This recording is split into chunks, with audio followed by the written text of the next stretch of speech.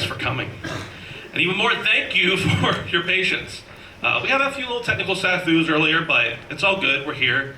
We're here to have a good time. You guys got really quiet when I got up here, and it's unnerving. Thank you guys for coming. We're in New York City for a Sacred Symbols show, and I gotta be honest with you, that's kind of mind-blowing, right? How many are from New York City, surrounding area, etc.? Let's hear it. How many of you flew here? Not as enthusiastic. I flew up here in January to check out the venue. And you know that feeling when you're like alone on a flight and you get on and you're sitting there before everybody else and you're looking and you're like, man, who's gonna sit next to me? I hope it's not that guy. He looks like he smells weird. I hope it's not her because she's too pretty and I will not know what to do. And then I realized, as I'm sitting there waiting for the person to come down the aisle, the person that everybody doesn't want to come down the aisle and sit next to them is me. Because much like some of you are crammed in here, nobody wants to sit next to the fat guy on the plane for 5 hours. The best scenario for the fat guy is to have another fat guy sit next to him. Because you don't have to, if you gotta fall asleep, the fat guy understands. But besides that, the Iron Lords, New York City's own, well, mostly, but New York City's own, the Iron Lords podcast are in the house tonight. Let's hear it for them. Got a little bit of console wars up in here. And of course, later tonight, we'll see Sacred Symbols 300 celebration. I'm not gonna tell Colin, but I'm 80% sure the cheer for Iron Lords was louder. But you guys are maybe familiar with the Iron Lords. My first friend who's gonna join us, he goes by the name of Lord Cognito.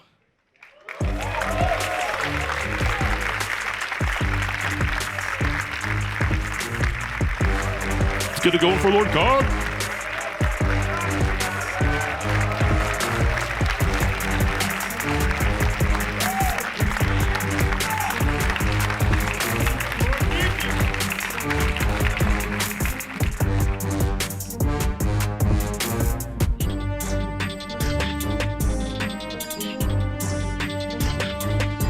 And we are live.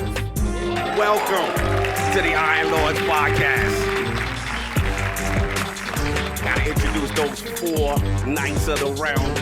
Of course, first, my co-host with the co-most, my brother from another mother, the difficult game conqueror, lord of his own world, and the hound of the young wolf. My man, Lord Addict. Let's talk about it.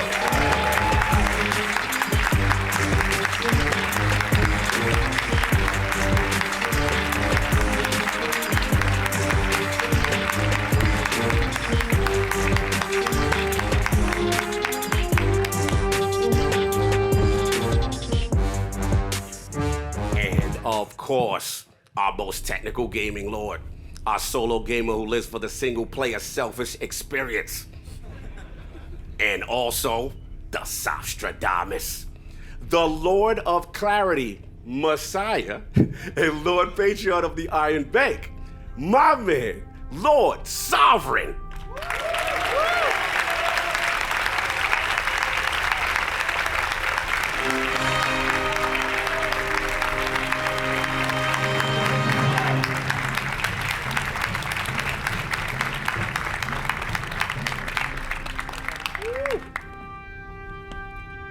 And of course we have the Incredible Hulk of this, AKA the Excess Gamer. the prophet of Xbox, king of the statues, who demands nothing less than that premium experience, and is the leader of the Xbox frontline movement. Beloved Lord King.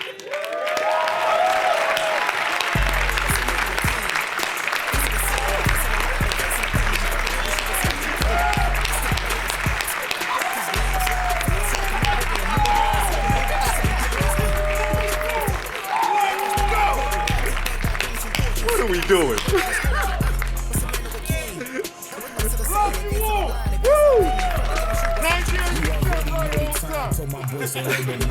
And of course, it is the Shinobi, Lord Cognito. Not spending that realness in the realm of the IOP, not telling you what you want to hear, but what you need to hear. So let's get into it, because you know we can't do a 4-hour IOP here.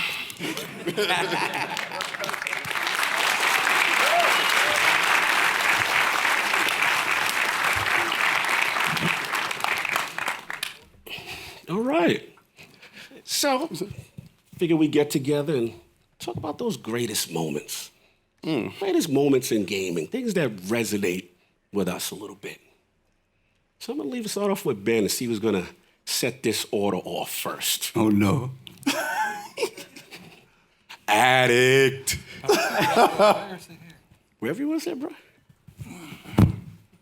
Oh, he got a special place. He's got a presentation for us. I gotta be front and center. He got a spot.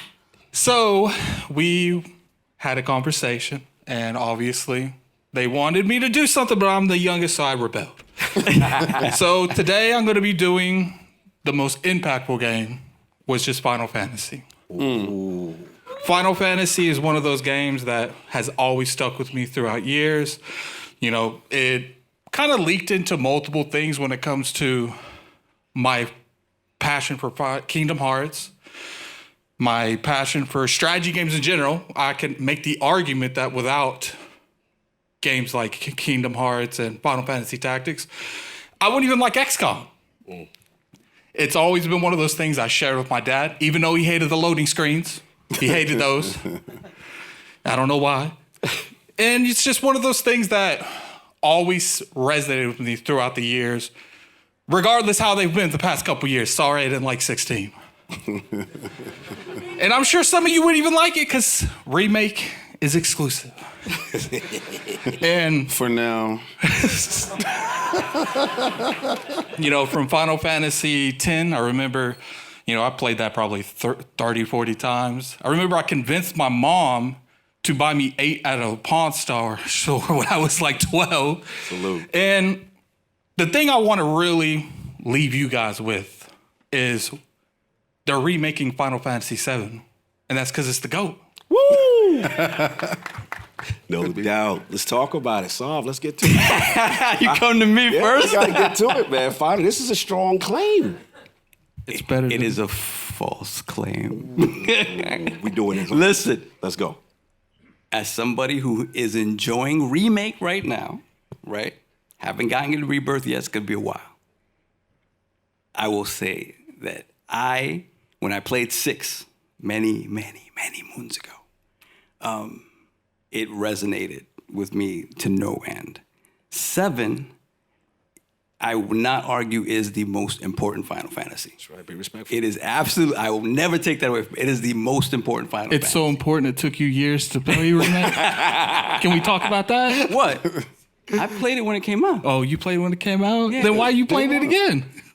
I'm playing the nice, pretty one now. That's the one I'm playing now. No, Continue, Solve. yes. Thank you for interrupting me. You gotta keep it legit. IPS is high. Yeah, IPS is high. IPS is high. Interrupts. But no, it is, to me, it is absolutely the most important game. That game, you know, if you know the history of it, it was originally going to go to Nintendo. Obviously, Nintendo decided to make, you know, the bonehead move to go with cartridges. And that went all right for them, I guess, right?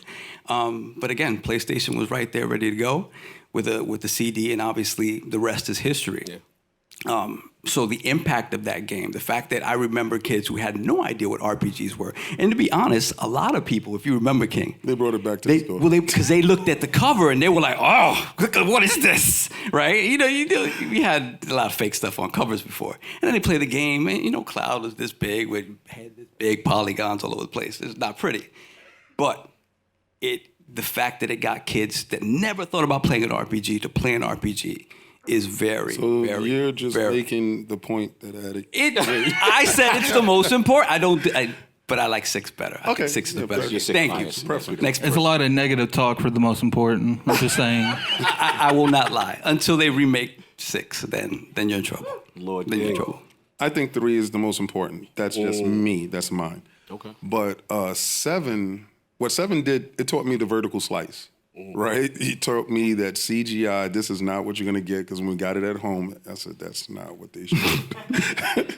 But I understand them stealing that from Nintendo. That swung the vote. That put PlayStation on the map, to be honest with you. That was the biggest get that they can get, so it has to be the GOAT. Yeah, I mean, the impact, right? We can't deny it. It got a whole generation of gamers to take the JRPG category seriously. Very serious. Right? And then it became a thing. And I know you love your beloved 6.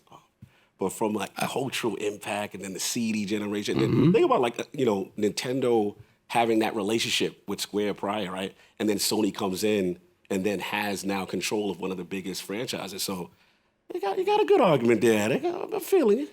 I don't know. All I'm saying is, when sticking to my original statement, if 6 was the GOAT, it would be remade right now, not 7. Shots That wasn't the original statement. That's a statement you just made right now.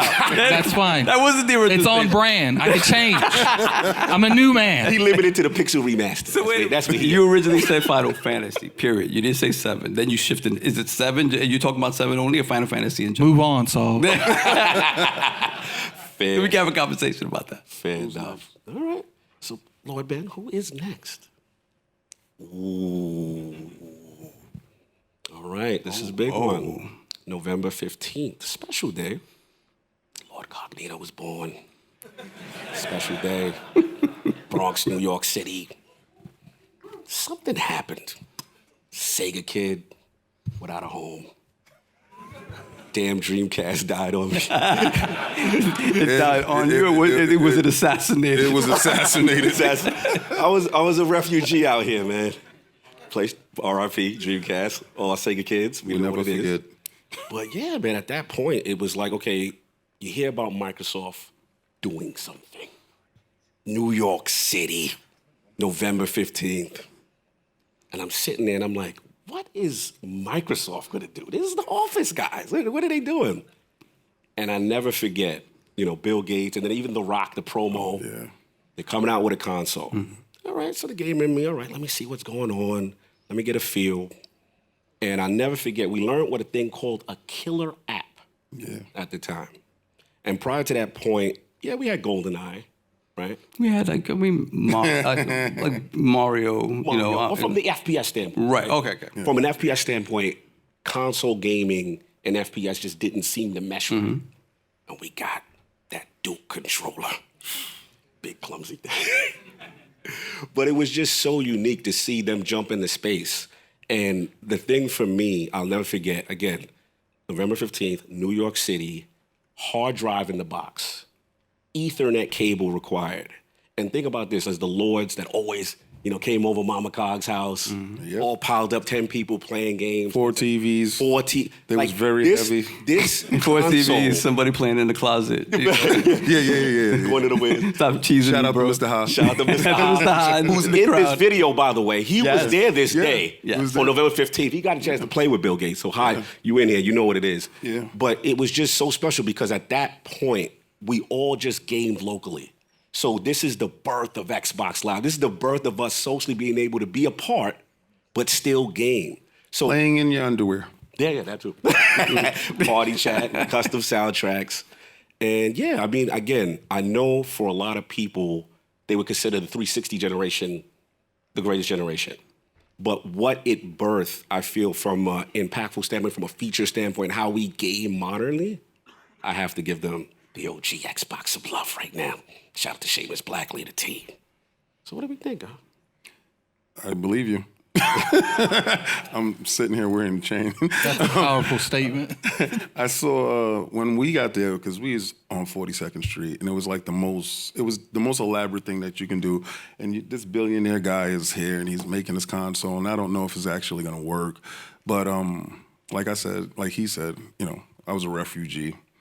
And I said, what else can we lose? Like, what can we lose? Yeah. And then The Rock is the hottest thing at that time, and he's there. And I'm like, The Rock is here. And Toys R Us is rocking. And I'm like, the city is on fire, and it's painted green. He's spending money. This thing can happen. And we played Halo. I remember playing Halo for the first time. Bro. And I said, oh, they're going to win. Bro, 4 TV system. Like, I learned what an Ethernet cable was. Oh, yeah, this guy. Oh yeah, We were dumb. He's smart. So we got the wrong the wrong modem, right? So we got one and nothing worked. Like we had cables running all through the house and nothing worked. So it was like right before closing, we ran back to, I think it was Circuit City. Yeah. And we got the right one and we were able to get it on. But it was literally, I don't know, 6, 7 TVs in there. Absolutely. And thanks to, that's Mama Cog right there, allowing all these stinky young kids to be in her house. And, Crazy to break a trip. It was not pretty. It was not pretty. That electric bill. See, I pay electric now. I owe her money. Shout out to the electric bill. Yeah, it shout out to the was electric crazy. It's bill. crazy. And then that birthed Xbox Live.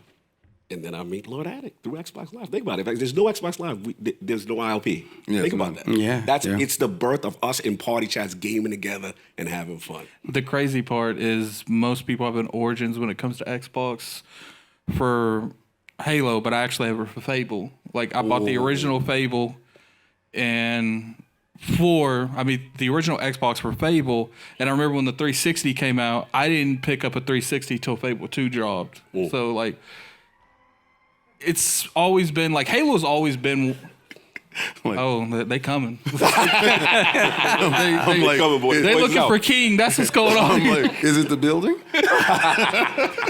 I'll be right back. Yeah, so Halo's always been important brand, but I would say Fable got me into the Xbox brand more. No doubt. Salute. Yeah, quickly, because I don't know if King remembers this. So we went to the launch event, right, in Times Square. You remember? Yeah. And then you and I made the stupid decision of purchasing the console in what was it? It was like an EB Games, but it was inside of a mall. The ball. So we go there 6 a.m. thinking, yeah, we're going to get our game on. No. You wait outside until the mall opens, 10 a.m. And I remember calling you, Cock. Yep. You're like, I'm home. I'm playing Halo. I'm playing Dead or Alive 3. I'm like, never again. Yeah, but that was a day because we look like zombies. We looked, it was so bad. Idiots. Idiots. And then, but we finally get home, and I remember, like, I'm the type of person when I get a new console, the whole house gets clean first, right? It's like a new baby coming to the house. True story. It's like a baby coming to the house. Everything's clean, no chores to be done. I do not want to be bothered, right? He's like, Mom, leave me alone. Don't bother me. Everything is done. I lived by myself. I was married at the time, so I lived by myself. To my wife at the time, don't leave me alone. So I go in first and I play Project Gotham. That's the first thing I play. Play Project Gotham. Got the kudos on. Got my music rips on. I did all that. Fun. Custom soundtrack, yes. Remember that custom soundtrack, right? Yeah. Then Dead or Alive 3. Oh. And then Dead or Alive again. Whatever. Jiggle physics. We all know. Right. It was physics. That was quite an amazing looking game for its time. Yeah, a lot of physics. Fantastic. And then this is going left very quick. Well, I'm just saying. And then finally it was Halo. And the thing is, the night before I didn't touch Halo. I was like, no, I don't want to touch it. I just want to wait to get in the house. And I remember when I threw it on.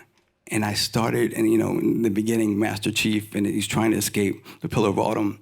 And I just noticed all of a sudden, like I'm throwing grenades and I'm fighting these aliens, and they're ducking out of the way. How dare they? And they're moving, they're reacting to one another, talking to one another. I'm like, what the hell is this? And I lost it. I called him. I called both of them. I'm like, have I played Halo? Have you really played Halo yet? And no, they hadn't. And I said, you just stop what you're doing, throw it on, play that first stage before you land on Halo. And it was transformative. And then for us, in a lot of ways, that just kind of, obviously, yes, refugee Sega kids, that's where we were going anyway. But said revenge.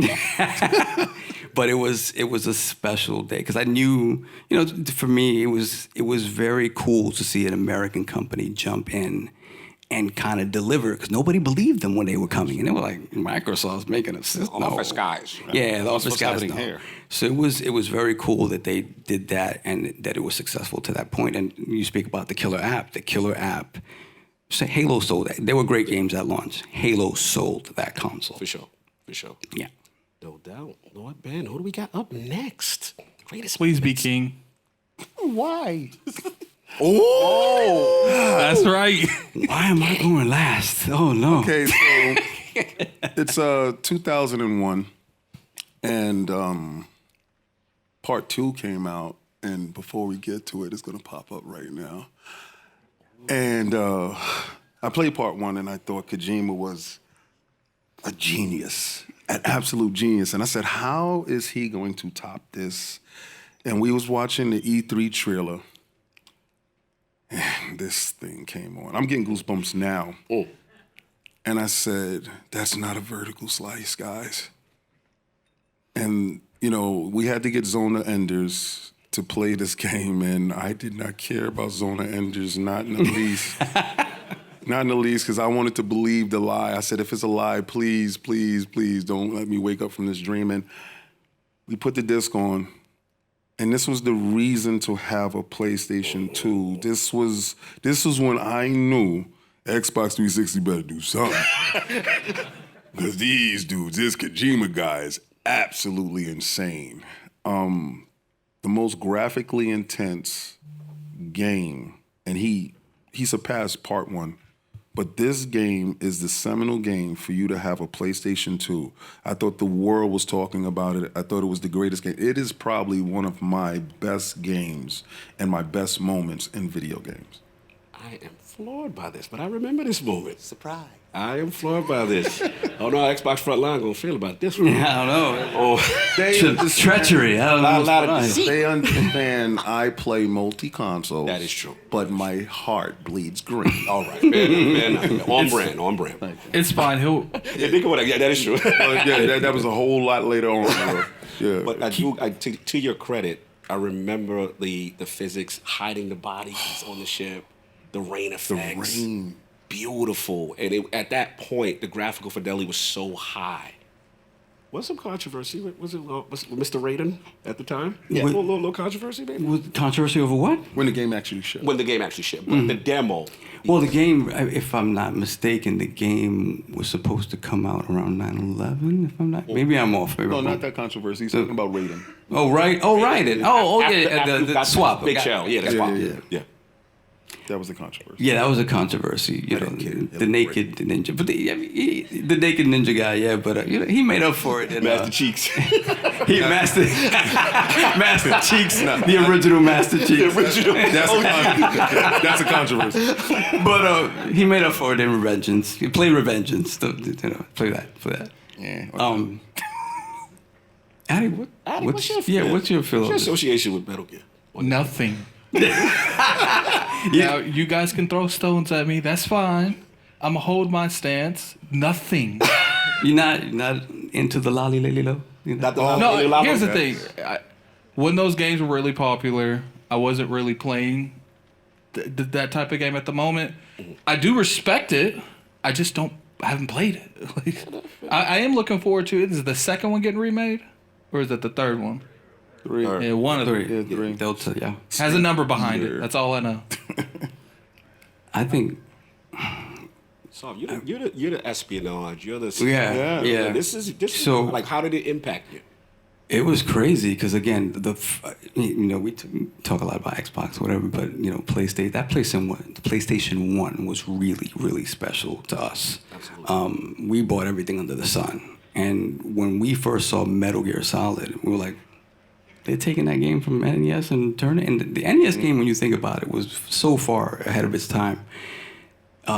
They're taking that game and they're making it into 3D, and it looked great. And I remember seeing it for the first time in a magazine. Might have been Game Fan. And if you guys, you old guys that remember Game Fan, those pictures were really glossy. Like, it was beautiful. It's like, oh my God, it made you want to buy anything. So, yeah. And when it finally came out, well, okay, I'll leave that there and go to Metal Gear Solid 2.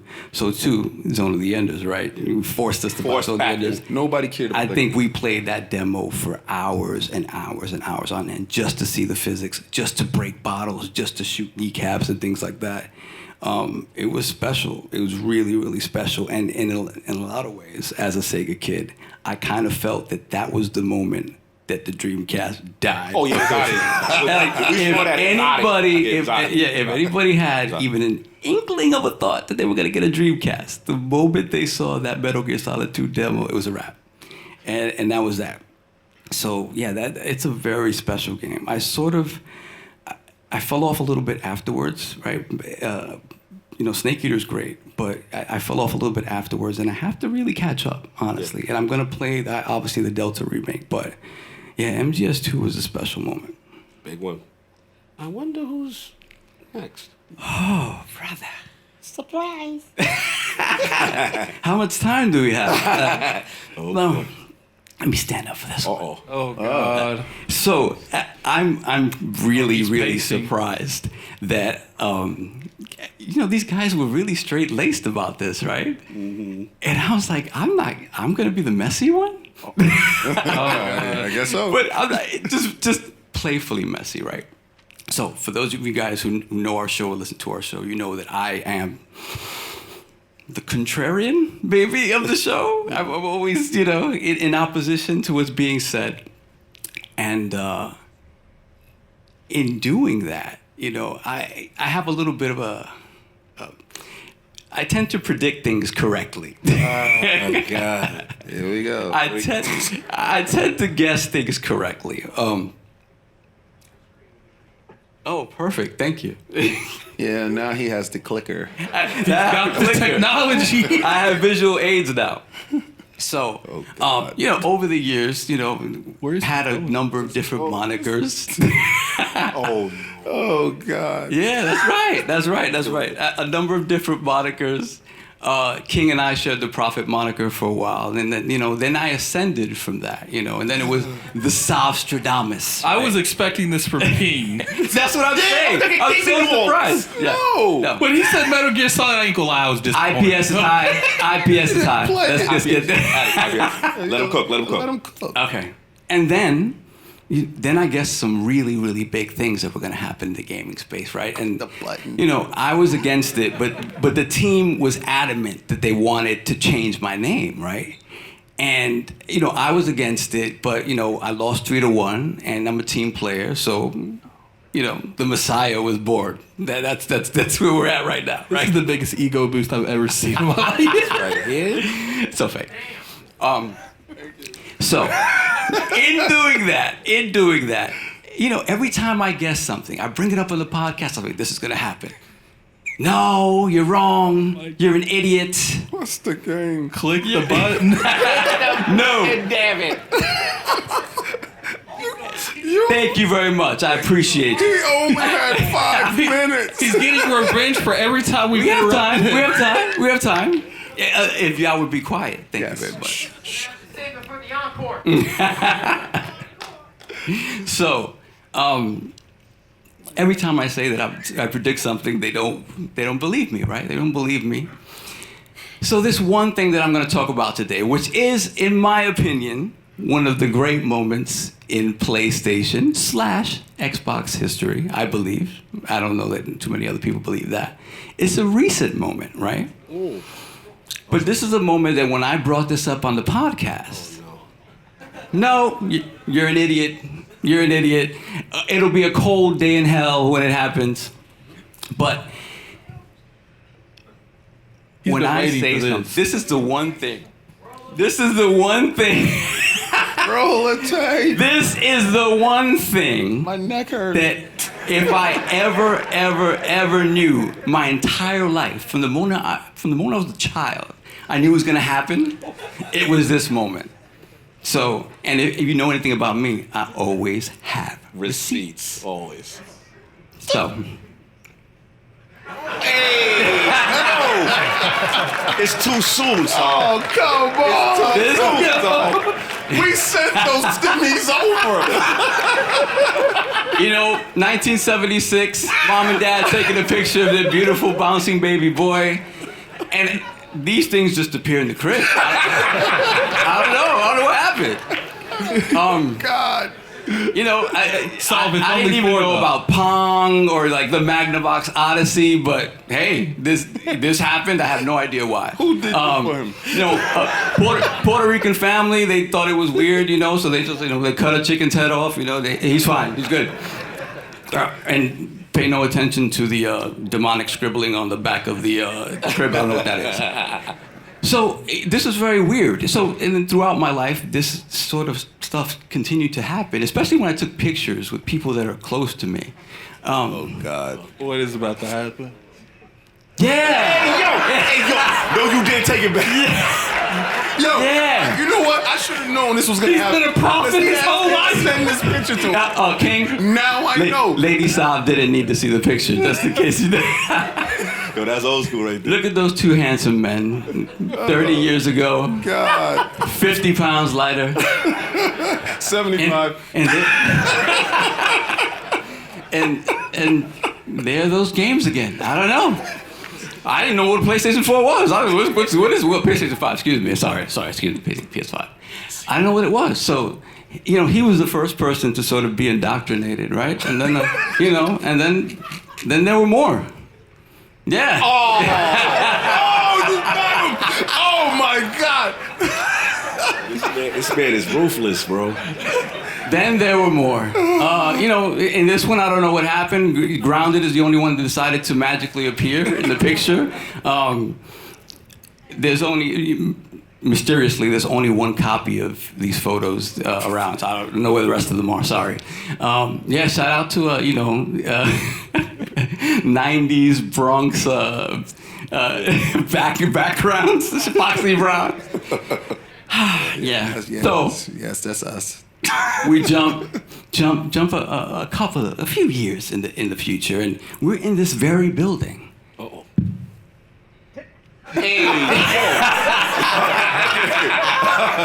the joke. Next year, he's done. Whoever We're helped in this very building, the great Neil Druckmann, and look what decides to appear. Mysteriously. Latanga, if you're watching, we're gonna do it. That same evening. There we go. Last Stand's finest, Gene Park, Ben Smith, and the Fantastic Four. Fantastic Four, not trademarked, I checked, don't worry about it. Oh my God. And all of these amazing moments culminating in this.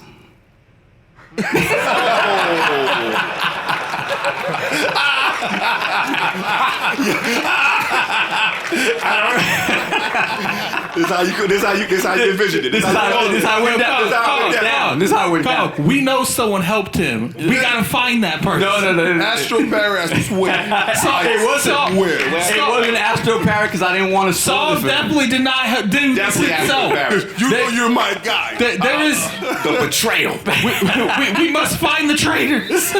So, shout out to my legs. I don't know why they look like they're atrophied. You know how when they show Kermit the Frog's entire body, like it's never a good look. My apologies to Tina Amini. I'm sorry.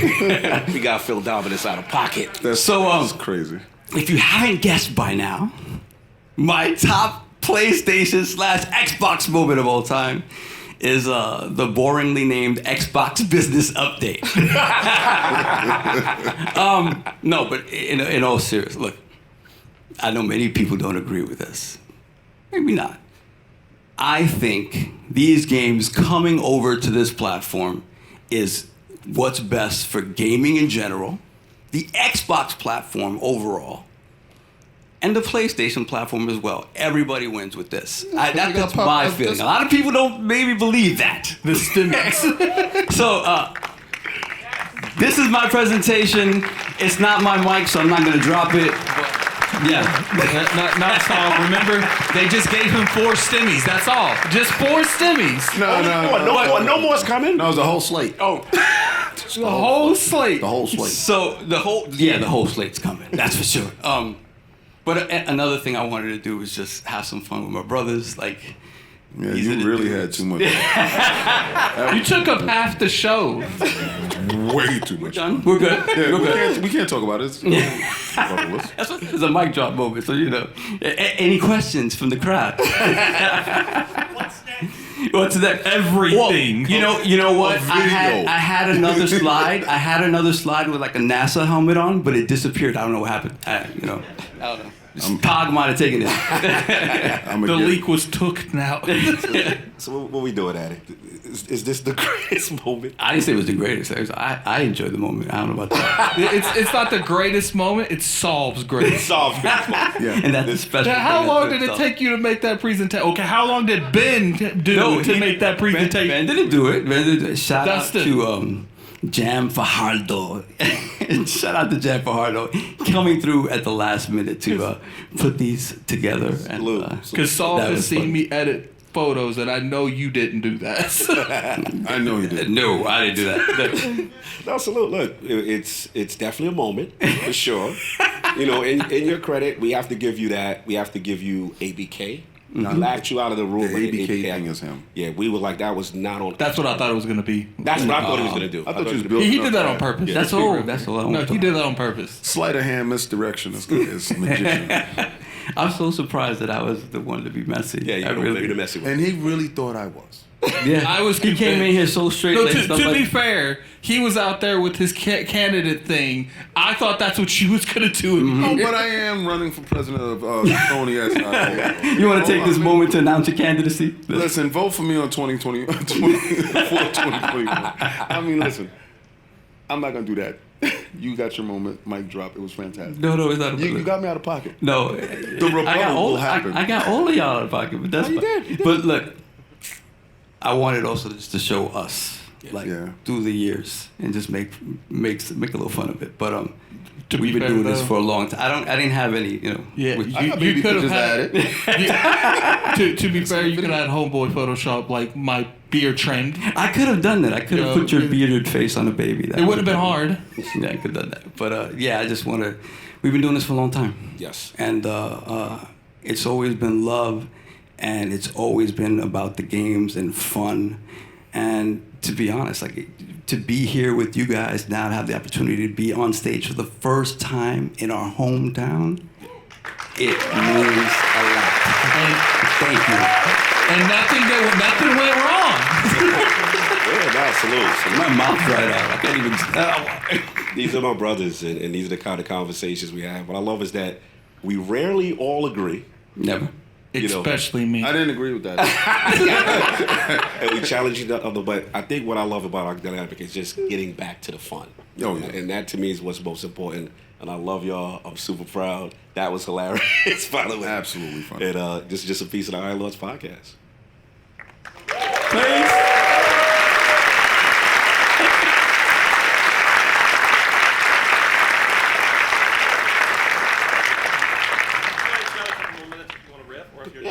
Oh, Cool. fantastic. So, So, hello.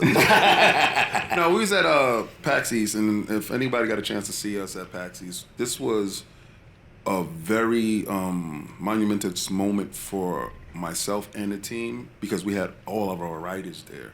And if you know, we have lordsofgaming.net, and shout out to Dizzy. Dizzy envisioned that happening, and he's not here to see it, but he had faith in us very early on when we were just, having 10 people in the chat. And it just started growing and it started happening. But we did it without cursing, very positive. Appreciate your And- sacrifice. Which I fought against. Yo, you- I love appreciate your cursing. sacrifice. I fought against. Yeah, I'm a potty mouth. And, he's a potty mouth. And we all. listen. Don't let him fool you. Like he is too. He's curved himself considerably. Yeah. I've seen King make people look at their shoes and not look up. See, but the thing about it is, when we was all there, and I got a chance to see everybody working in unison, so it was like a beehive. And we'll come back to the hive, and we'll drop information, we'll coordinate with each other, then we'll go right back out, and we'll work, and we come right back. And it was the camaraderie between brothers and teams, and then other teams gravitating to our movement, if you say, and working and seeing our work ethic. It's not what you say, it's your actions. And you see you on the floor and you're working, and the devs see you from before. And it's nothing more gratifying than a dev seeing you, and you've covered his game for the couple of years that it's coming out and it's about to launch, and he sees you and he calls you by your name, not by your code name on your neck, like, King David, hey, Dave.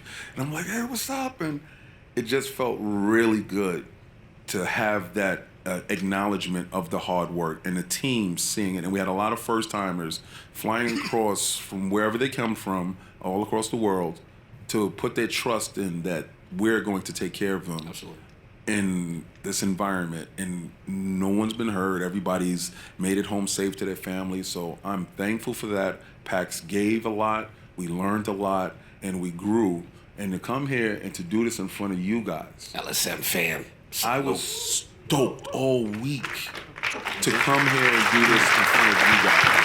So I just want to thank my brothers for putting up with me being long-winded. Nah, you're good. You're good. No, man. Let Addy get his balls on.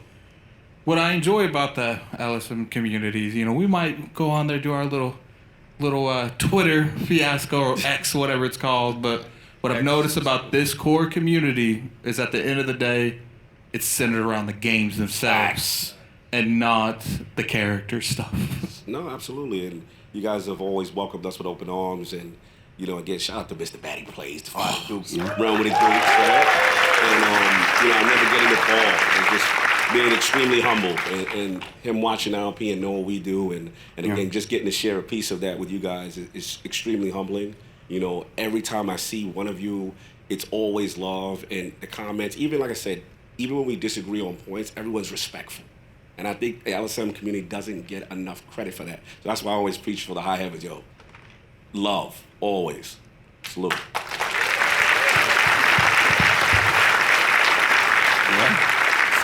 I concur with all of my brothers. Mr. Messi. It's the best. Lord I can't believe it was me. This is crazy. But yeah, this week has been, it was a hard week, but super rewarding. It was so cool that when you walk into the media room, there's a sea of all the same colors, and every single day, thanks to King and his vision, every single day it's a different color, right? But it all stands out. They know your Iron Lords, they know your LordsJamie.net. And you see, 10, 15 guys all together running around, taking care of business, taking interviews, and to see the passion that packs, because sometimes, to Addict's point, a lot of stuff out there is super messy, right? And it's like, oh, you kind of fall, you think you're in this echo chamber where that's what it is, and it's not that. So many people there passionate to play even the smallest games developed by one person, two people. Awesome things. This year, we saw a lot of things that were just amalgamations of different genres. A whole bunch of roguelike looter shooters and things like that. But these devs sort of taking these genres that we know and love and kind of putting them together and making new ones. And to see just the passion over there, especially Saturday, the last day that we were there, that place was packed to the gills. And it was cosplayers all around. It was just joy all the way around. And so everything is, sometimes you talk about the AAA space and that's not in the greatest place or whatever. But gaming is alive and well, and we love being a part of it. And again, this moment right now, in front of a hometown crowd is New York City. Stand NYC. up. Yeah. Thank you. Well, I also got to give you your flowers for being a new KNN affiliate. Yes. And unpaid. We give out checks on the 1st and the 5th. Okay, I'll be waiting for it in my PayPal account. I got you. Yeah, but a lot of running around, a lot of doing interviews. It was fun. 50 of them. 50, exactly. And Maddie Plays was the 50th. Yes. And I told him, I said, I was holding that spot for you. I need it, please. He was so it's funny. gracious. I spoke to Maddie yesterday, right? And I said to him, I hope Ben doesn't put me first. And he's like, I still remember when he did that to me. Oh, yeah. I'm traumatized. He's like, I don't know why, but I think about that at least once a day. Sorry. You're not making me feel any better, bro. No doubt. LSM fam, much love. Thank you.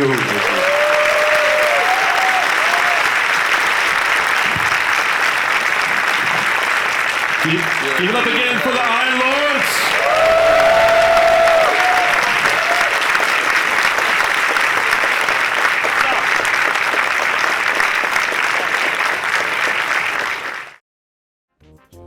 So, do you guys remember when I said 10 minutes?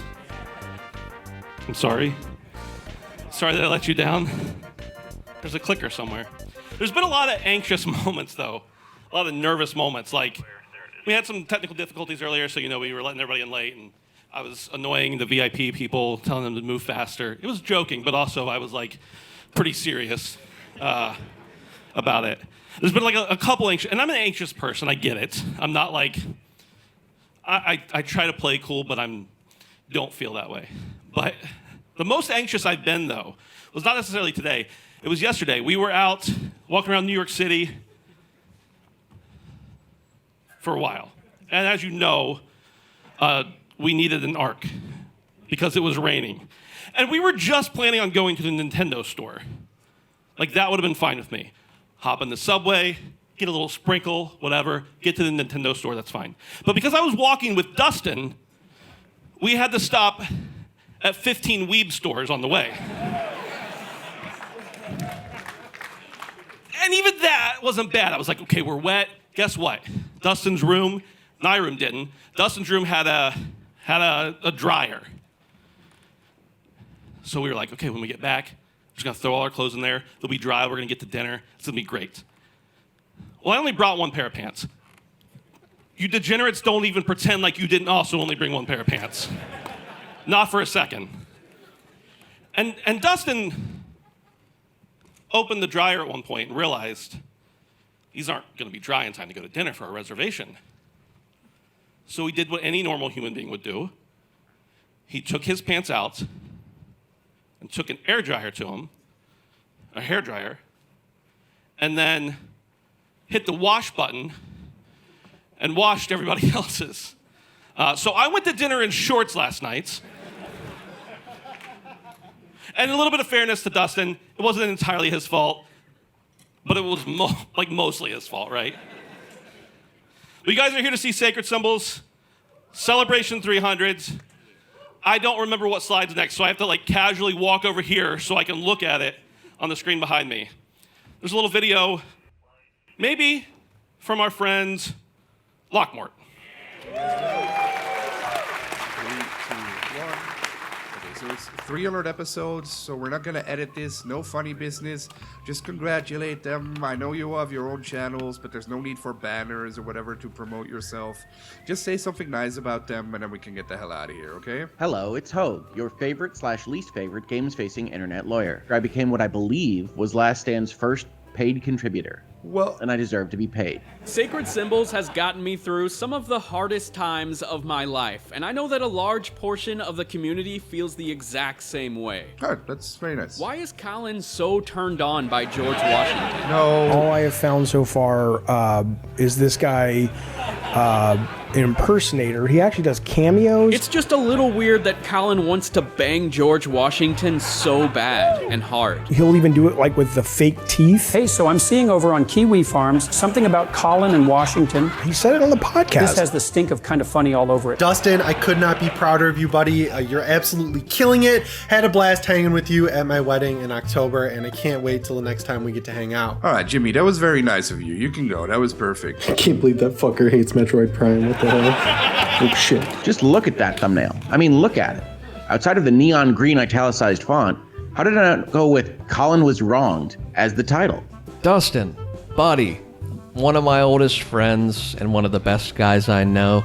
Congratulations on 300 episodes. All right, good. It's about the friends we made. It's about, Wait, is he there? Let me speak with Colin, please. No, he's not here. Oh shit, they may have already gotten to him. I also got a message from Maddie, who sadly couldn't be there with you guys on New York, but he sent me something on Discord. He says, fuck you, I don't want to be in your stupid video, I'm on vacation, leave me alone, you fat retard. So... Who needs PAX anyway? Congratulations, Colin, and Last Stand. Colin, we wish you well, buddy. Congrats, Colin. Have a great show, you guys. And to the rest of Last Stand Media, to the Iron Lords, to the... Wait, Iron Lords? Those are the black guys? Careful, Colin. Keep your wits about you. All right, we're done.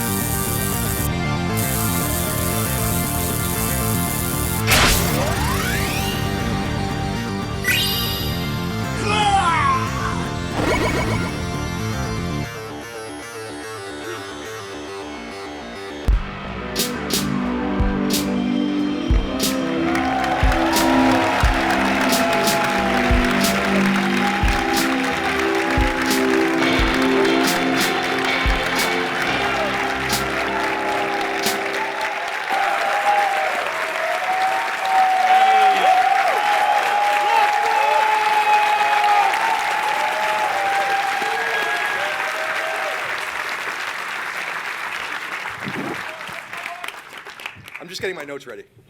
I need a microphone. Right there. Thank you. Hello. Oh. Hey guys, how are you? Very good.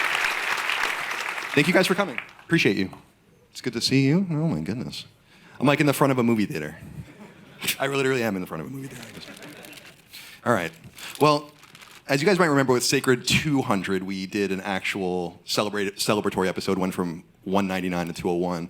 Instead, we did 299, which you guys might have listened to already, and then we'll do 300. So this is just going to be a celebration. It's actually the first live show I've done ever where I don't know what's going to happen. I wasn't in on the planning on this at all, so I just asked for a few minutes to kind of, well, regale you. First of all, I want to thank a few people that are here, acknowledge a few people. Mike Patelli, where are you? Mike, good to see you. Mike Patelli is my G.I. Joe consigliere. And he's a good friend of mine, and I wanted to acknowledge him because he's here. He came from Philly. He's a really good friend. I'm not great at texting him back sometimes. I'm sorry about that, Mike. But it's good to see you. Thank you. It's a small world because I was walking down the street earlier today, and he saw me, which is kind of strange while he was driving by. So it's good to see you. Alex, where are you? Are you back? Oh, you're back there too? Yeah. Oh, okay, good. Yeah, we put you all the way in the corner. Alex is interesting. Alex is my financial advisor. He's doing great work. We're happy to have him here as well. I did want to acknowledge a few other people though. PJ, PJ? Yeah, we did put everyone back there. PJ is my brother's best friend, and it's glad to see him and his girl Kim. But there are two other people I wanted to acknowledge really quick, and my parents. They're both here as well.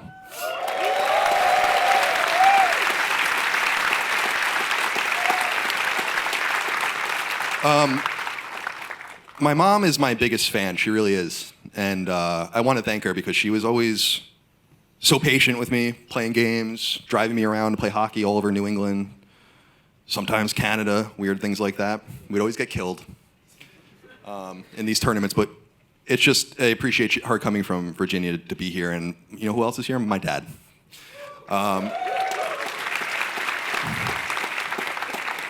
Now, my dad is an interesting character for so many different reasons. And not a huge fan. No.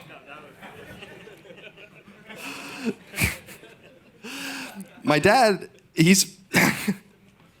I always wanted my dad to understand what I did in video games and all of this, and ultimately he did. And he doesn't know this, but one of the best things that he ever said to me was after I graduated Northeastern and went to San Francisco to work at IGN, he told me that he finally understood what I was doing all those years when I was writing on GameFAQs and fan sites and being there. So I'm really happy to have him here too. Dad, I love you. Thank you for being here. Mom, thank you for being here. Appreciate you guys.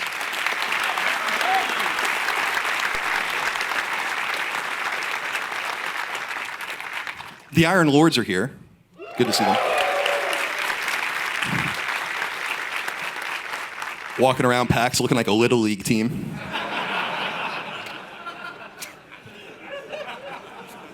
In their matching shirts. Thrilled to have them with us. I feel like they brought a lot of the New York flavor. I'm not from New York City. See, I said this on Twitter a few weeks ago. It's like, I don't know anything about New York City really when people say like, oh, where should I go eat? It's like, I don't fucking have any idea, you know? I'm from Long Island, but it's good to have. By the way, did anyone come from out of the country?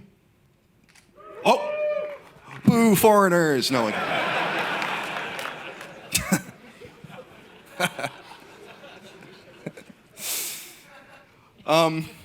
I wanted to tell you guys, I was telling the VIPs this a little bit earlier, but, you know, I remember so well when Chris and I started the show, and we went to a bar called the Brixton, which I really loved. I used to day drink a lot, so I met Chris there, and what I remember about it so much is like, hey, you want a drink? And he's like, no, not really. I'm like, all right, cool. But we were in Santa Monica, and we were doing the show in person at that time, and it was May 2018. I had left Kind of Funny a little more than a year before that. My situation with the political coverage was making me miserable. And I wanted to kind of get back into games, and we were doing side quests and stuff like that, and I presented Chris with an idea we should do a video game podcast. And I actually was surprised because I thought he would want to do a generalist podcast, like about all video games, because he doesn't really play mostly on PlayStation. But we chose to do the PlayStation show, and I think it was the right choice. I just want to, thank Chris for all of his hard work over these years. It's been almost 6 years. Can you believe that? 6 years. That's disgusting. Yeah. And of course, we got Dustin along the way, picked you up. When did you join the show? I don't even remember anymore at this point. Well, there was a period where I didn't know if I was on or off the show, but it was 150. But before that, it was 2018, I think. I edited Metal Gear Solid Knockback. Yeah. Episode 1 for me. Yeah, I appreciate that. God, that was miserable editing all the shows. Now we have other people do that. Yes, yeah, never again. Editing every out of audio gets a little old after a while, so we just stopped. And that was the end of that. But I want to thank you all. Ben, wonderful job. Thank you so much. Yeah, guys. Ben.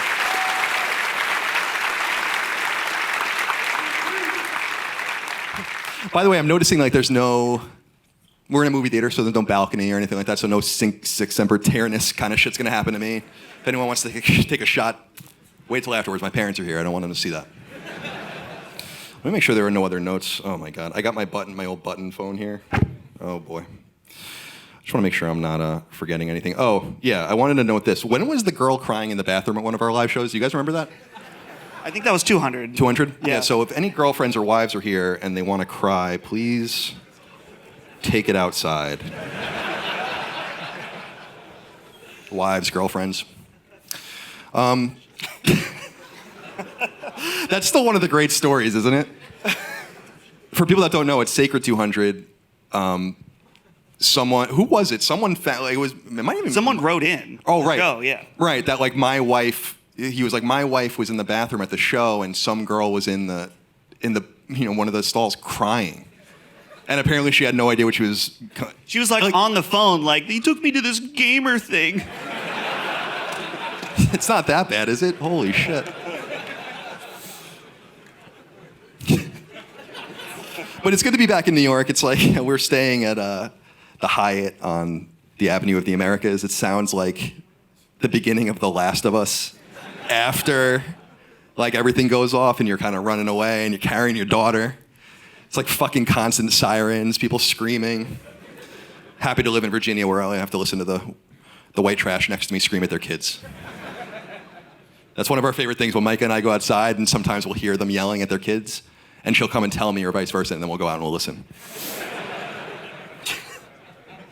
But it's good to be out of the house. We're getting feral. Micah has completely disabled any ability I have to take care of myself at this point. She cooks. Appreciate that. But she's wonderful. Married life is good. The dogs are good and everything's good.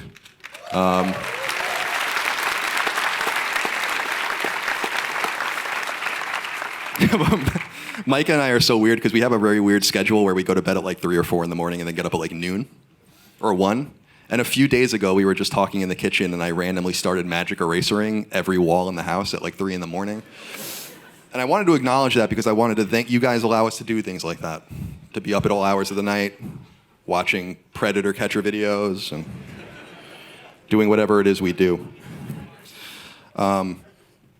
Just one other thing. How are the Xbox fans doing right now? Yeah. We all want to know what Game 5 is going to be, don't we?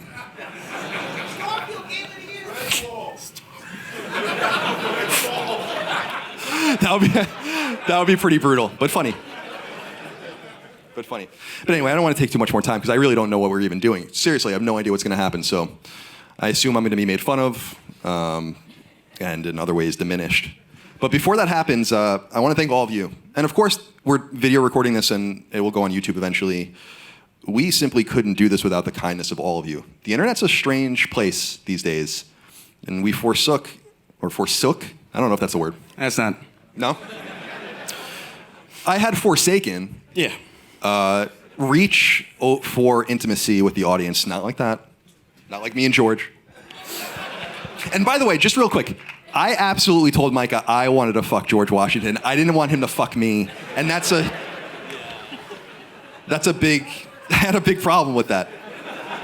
Because I definitely didn't say that. Why would I want him to fuck me? We know why. I don't like butt play. Oh, my parents are here. This is disgusting.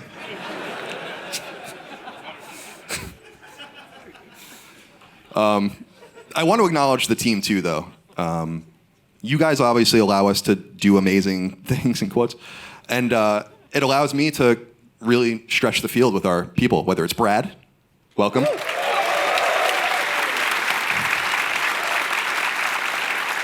He's doing great, isn't he? I really like Summon Sign. I knew it. Oh, the poaching went well, didn't it? By the way, that episode I went off on what that situation that Dustin was in, we should release the full version of that sometime.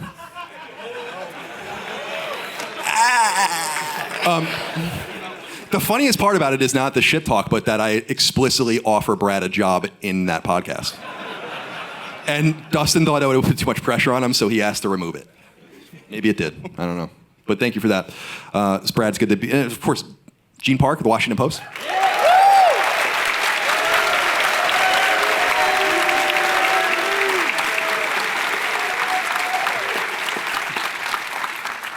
And of course, the Lord Cognito.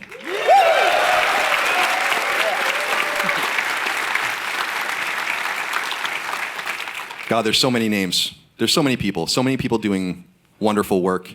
Of course, Dustin, executive producing, Ben, associate producing. Nothing would happen without them, because I'm certainly not publishing anything anymore.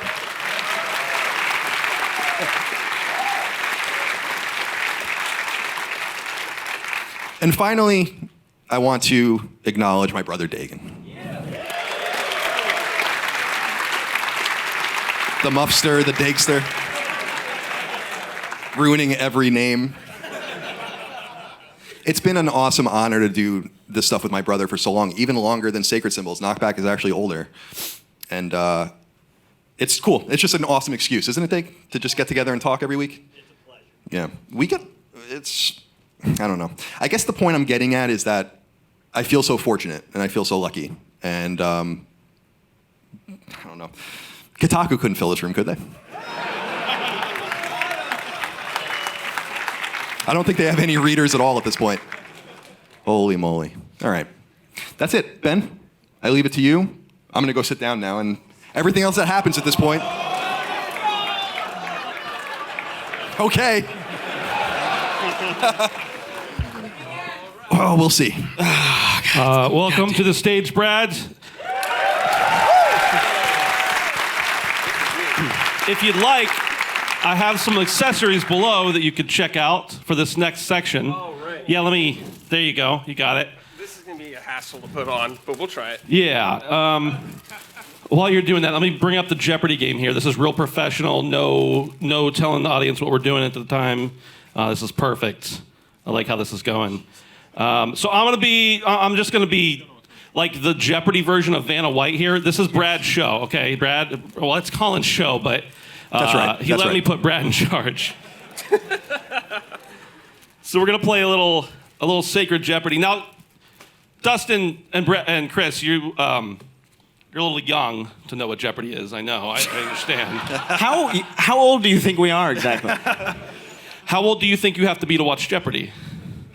Fair. Okay. Oh boy. This could be the end of my career at this point. We've got some categories here. Yeah. A curated list by us and some of the other members of LSM. We want to test their gamer skills, see how smart they are.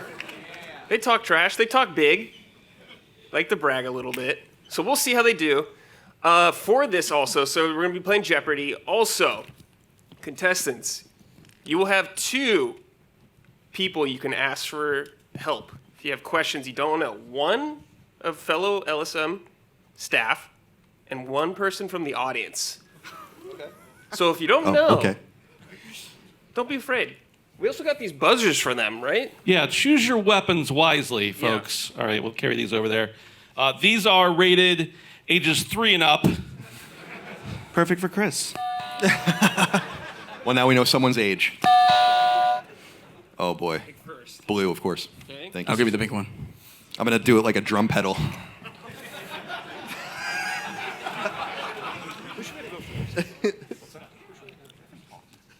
Who's texting me, please? Not now. Colin, you're going first. Oh. As the boss, you got to start first. All right, let's see. Do I play like real Jeopardy and go deep into it already to try to win as much money as possible? No, let's do history for 100. History for 100. In 1993, the Russian astronaut Alexander Serbyov made history by playing this game in space. You gotta hold it near the mic. Yeah, can't hear that. Tetris. Wasn't the form of a question, was it? Oh, what is Tetris? Oh, okay. Okay. If you don't want to give it to me, that's totally fine. No. We'll give it to you. Okay, but I'll be better next time. Just warm it up. Yeah, I'll be better next time. What is Tetris? What is Tetris? Well done. Yes! 100 points for Colin. You didn't shut me out. Not yet. Nice. Oh, sweet. This looks good. Oh, this little module is cool. Like it's all Ben. Ben did it all. 200 points, You sick. can take some credit if you want it. It's fine. There we go. There you go. I don't want to win like that. Go back to it. Oh god, I hit the thing again. All right. You gotta be careful with that. That wasn't good because it was coming from my crotch.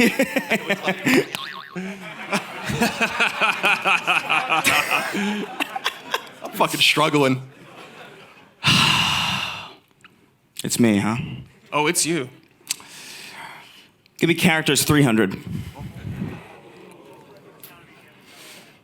Daily double! Way. What is it? So, with a daily double, He doesn't have any money to bet. Yeah, what is that? How does that work? you're allowed to go negative. Oh, are you? Okay. Yeah. So bet as much As you want, yeah. Free reign. Can I do 3 as well? 300? Yeah. Yeah. And this would only be him because it's a daily double, right? So he would get to answer without us. And he can always use his phone a friend. Right. Yeah. You each have 2, remember that. Okay. Oh, man. Yeah, you're right, actually. Yeah. You're right about that. All right. This Blue Yoshi wears sunglasses in Super damn Mario it. RPG. Easy question. Come on. No. Easy question. Not only have I not played this. Easy. Oh, goddamn. Okay. Can I... Call a friend. You can call a friend. Gene. Okay, Gene. Hurry Come up. on down, Gene.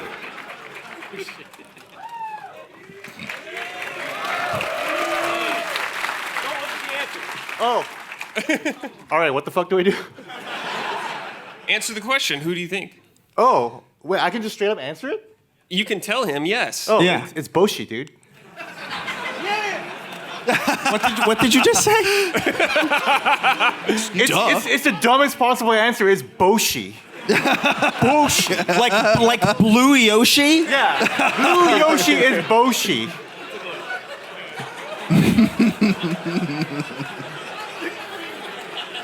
That is so thoroughly disappointing. He looks cool though. Okay, who is Boshi? He has sunglasses. Yeah, that's correct. Hey! Gene with the save, man. Nice save, Gene. Well done, Gene. Now is Gene out? We can no longer take Gene again? Not from Chris. Okay. Oh, I'm gonna need to tap into that deep well of energy and knowledge. All right. I'm not making fun of you. I'm being serious. All right, how do you play this game? Am I up? Yeah. Go ahead, Okay, Dustin. good. I really actually don't know how Jeopardy works, so It doesn't You matter. didn't have TV. You didn't have Jeopardy, cable. Damn it. let's do Industry 300. Give him 6. You're right. Oh, that's right. Boost those points. Who's keeping us honest? Oh, he kidding. Thank you. You saved me, probably. Love it. Almost a blunderous situation. All right, Dusty, what's it going to be? Industry 300. Industry 300. The full name of the director of Eco, Shadow of the Colossus, and The Last Guardian. I know the last name. Colin. Fumito Ueda. That's correct. 400. What? Oh wait, who is Fumito Who Ueda? is? Yeah, I'm sorry. Fumito You're right. You're Ueda. right. If you don't want to give me that one, I understand. No, I should know the rules better. Let's keep I'm a this fucking train idiot. moving, all right? All right. Oh, is it on me now? It's Yeah, going. you- Yeah. you go- yeah. Sorry, this is basically like an episode of Sacred Symbols. History 200. This movie was the debut of Super Mario Brothers 3. Colin buzzed it too early. Oh. The question wasn't done being read yet. The Wizard. What is the Wizard? Woo! Nice That's job, bullshit. Dusty. You're allowed to buzz in early in Jeopardy, but I'll allow it. No, you can't. Not when I was a kid. How long ago was that? It's been a while. I'm so terrified. You know what? Give me an easy. Give me characters 100. This should be easy. All right. Watch me fuck this up. This boss protects the Force Temple. You've got to be fucking kidding me. Ocarina It's all of Nintendo shit. Time. You guys are the worst. Come on, Chris. Anybody want to steal this? You can ask the audience, or someone can steal it. There's a lot of hesitation up on the stage. Still gotta buzz in. You gotta buzz in, though. I'm trusting you a lot here. Who is Phantom Ganon? That's correct. Hey! I'm glad I didn't answer. I was wrong on that. All right, Chris, you're out of saves, though. That's fine. It's all Nintendo. Why is it? It's weighted a little bit, I would say. Let's do Hardware 200. This camera peripheral was released for the PS2 in 2000. Who did that? Who did that first? I can't hear. That was me. It was Dustin? I don't know. I don't know. It was not me. Oh, it was Chris. It was me. Okay. What is the iToy? Question wasn't being done read yet. I read it though. These rules seem like they're made to make me lose. That's fair enough. Do I win? Yeah, you're definitely right on that. Yeah. Yes. You're putting us away here. 900 points. Yeah, thank you, Gene. It's on you, Dustin, right? Or is it on me? It's on you. I'm like when you press A at the beginning of Mario Kart and you get that boost like right away. When you press A at the beginning of Mario Kart. Oh yeah. You don't know any Nintendo. You have no idea the lack of knowledge I have for Nintendo specifically. I had an NES and that's it. And I think I had a Wii for 3 minutes. The Wii sucked, so you didn't say it. The Wii killed my Nintendo fandom for many lifetimes. It's on me now. Yeah. Yeah. Okay, let's do industry for 100, please. Okay. A lot of 100s going on. This industry veteran has worked on Deus Ex, Area 51, Dishonored, and Prey. This is the 100. Oh, come on, guys. Come on, guys. Gaming podcast.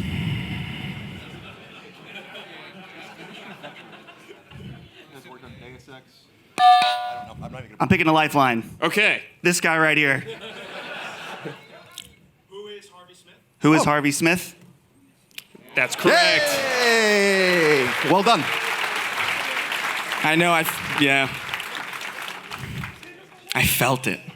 Oh, Jesus Christ, we're falling apart. All right, Chris. Okay, Christopher. so it's me? All right. Alrighty there. Where we going? Oh, fucking hell. Characters 200?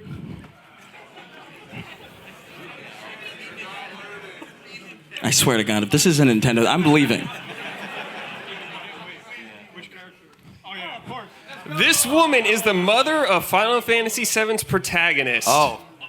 I'm in the middle of playing this. The mother of... I know you guys have been playing. I haven't gotten that far. Cloud? Yeah. Cloud's hot mom. Do you know Gene? All right. It's always the dumbest names. First is Boshi, now it's Claudia. Yes. You could have guessed both of those with the dumbest assumption. Boshi and Claudia. Claudia, that's right. She's in. There's a cutscene of her, a flashback. Yes. Spoilers. I was thinking of Elmira, but that's Aerith's, right? Christ alive. I smoke way too much weed when I'm playing these games, so I have no idea what's going on half the time. All right. Would you like to answer the question? Oh yeah. Who is Claudia? Thank you. Claudia. Claudia. Right. Claudia. What do we got? Let's do Industry 200. All right. This band has reportedly made more money from Guitar Hero royalties than with any album they released. I did not know this one. That's a crazy one. That's an interesting question. I don't even know where to be coming from. Oh. Okay. Who is Metallica? Yeah, no way. Yeah, I guess. Take those points. I was thinking that too, because it would be like one of the ones that got their own, right? You would think. Yeah. But obviously, it would be like the Beatles. It wouldn't be. Yeah, I don't know. I don't know. Does anyone know the answer to this? Like I'm not gonna like go. I don't. Yeah, but it wouldn't be Green. There's no way it's Green Day. They probably did make more money on Rock Band than they did on their albums. I mean,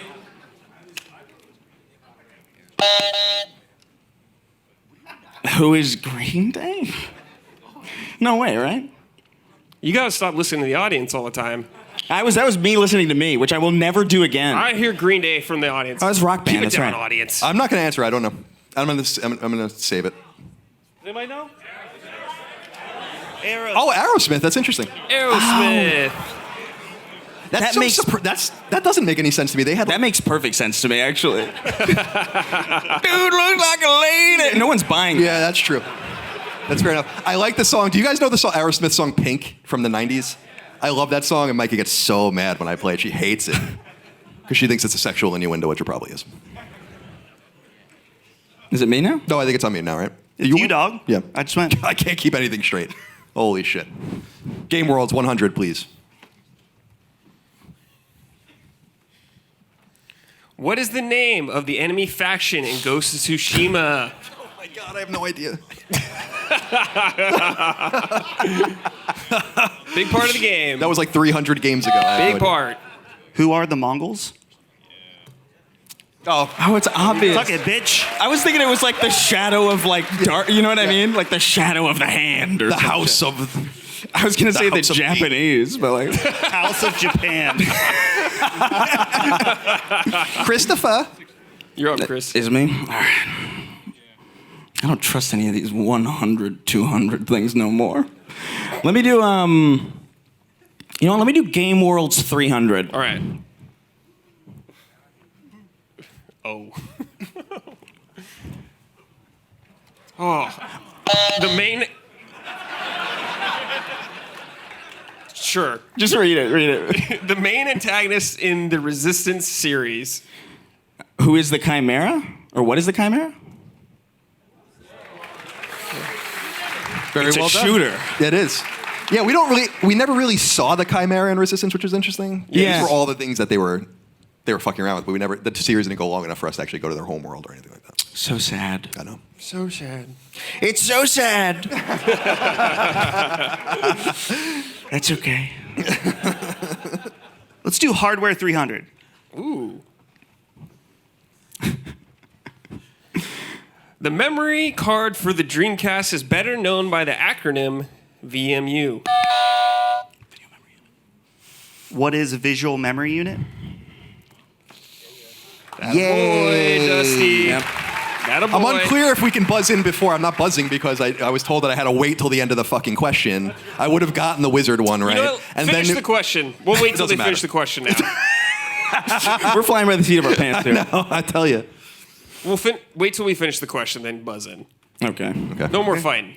It's on me now.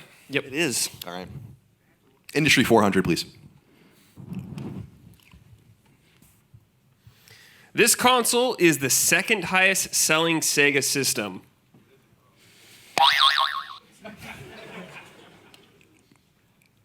Dreamcast. What is Dreamcast? No? What would it be? What is Sega Master System? That must be it. Yeah. Oh, very nice. Well done. Secret sports away? Okay, cool. It's those Brazilians. They did. They bought They that shit loved for it. like 25 years. It's true. The future is now, old man. I'll say, man. I'll tell you. Who's it now? It's me? It is you. All right.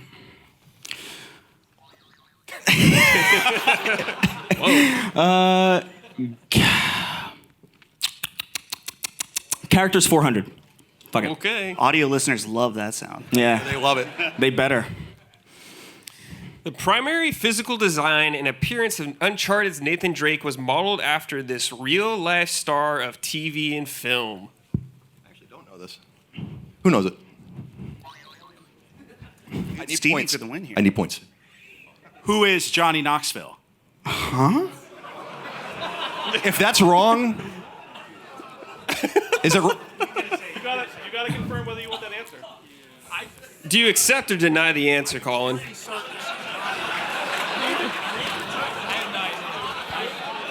Who is Johnny Knoxville?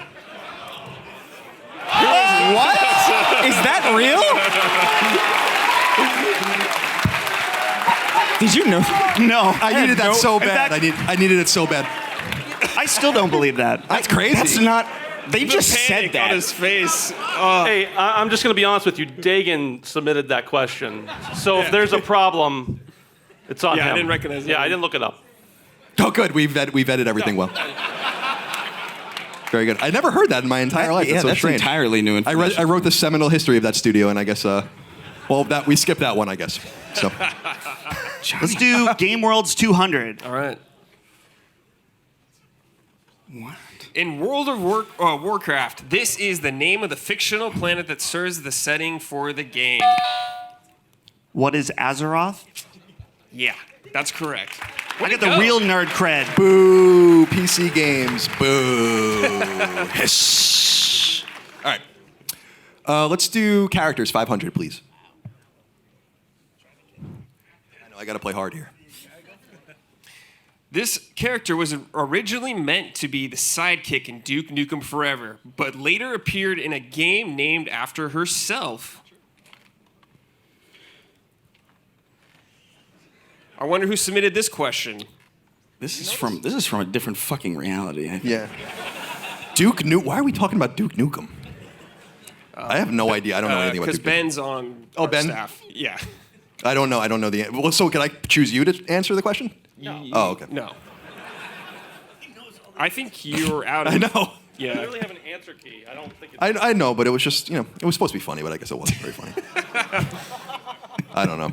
I have no idea. I don't even want to answer that question. Yeah, this is completely. I resent it. I resent Duke Nukem. Does anybody want to use a lifeline? I mean, I don't. It's risky. I get it. I'm all out. I Dustin used my has- audience one, but I'm not getting any looks from our team here. Yeah, it doesn't look like anybody fucking knows this. Yeah, this is. Wait, who? Someone knows it over there? That's too risky at $500. Yeah. It's just too risky at 500 points. I don't want to play that game. Next. We out. Who's Bombshell? Well, I don't know. That, Not real. That could be made up. Fake news. Not real. Gross. I really don't believe that. Bombshells. That was a PC game? Yeah, there was a game called Bombshell just for PC, and then later there was a couple other games that she was featured in. Oh, okay. It's 500, okay? It was Yeah, supposed to be no, hard, no, no, okay? no. I'm not mad about it. I'm not mad about it. I'm not a very. tough. Yeah. I'm clearly not very well. Yeah. Bombshell is real. Yeah. It's on you, my man. Me again? Yep. Oh, thank you for that little squeeze. Thank you. You're welcome. I'm avoiding history like the plague. We're gonna hardware 400. This machine was the first at-home gaming console of the current millennium. A Kermit? Oh, you went first. You got it first. Did I? Yep. Oh no. Dreamcast? What is the Dreamcast? No. No? No. It's got to be one of two answers. They came out 3 days apart. I'm trying to remember which one came out first. What is Xbox? Then it's got to be the other one. What is PlayStation 2? No. 2000 is not, if that's the answer, are you going to say that's the answer? That's what I have written down. No. 2000's not in the new millennium. This is a whole Seinfeld episode about this. That's why I said it's got to be either Xbox or GameCube. Those are... Brad, I think he has a point, but how do we make this decision? I mean, he pays us. Yeah, we could just wash it. You know? Yeah, we can just wash it. But No one gets bullshit. harmed. But just to be clear on this, for people that don't understand the logic, there was no year zero. We went from 1 BC to 1 AD. Therefore, the millennium begins, as we know from Seinfeld, in 2001. Right. Making this very lame, as he says in the show. What is the one directly behind me? Oh. So would it have been Xbox or GameCube? You guys remember they came out a few days apart? Which one came first? Do you guys remember? Xbox, right? And then 3 days later, GameCube came. Yeah, okay. Game World's 400. I didn't know I was going to be fact-checking this in real time, but Yeah. here we are. This is the home of Margit, Godric, Rennala, and Radagon. What is the lands between? We're going to need an address. Oh, yeah. Oh, yeah. That'll Zip wait, code, Dustin. I perhaps. fought Godric. Is Godric the one that like screams like crazy in the middle of the fight? That's all of them. Yeah, like, Yeah, that's it. Micah and I I'm so bad at that game. It took me like 50. That was the last boss I beat before I walked away. I'm not very good at video games, as it turns out. Oh, it's on me. Correct. History 300, please. This person designed a sound chip for Nintendo and later became the father of Sony's gaming console. The father of Sony's gaming console? That's what it says. Ken Kutaragi? Who is Ken Kutaragi? I didn't know that about the Nintendo sound chip. Very interesting. Oh, okay. It's kind of getting a little bit more close now. Could just say closer. Closer. Oh, man.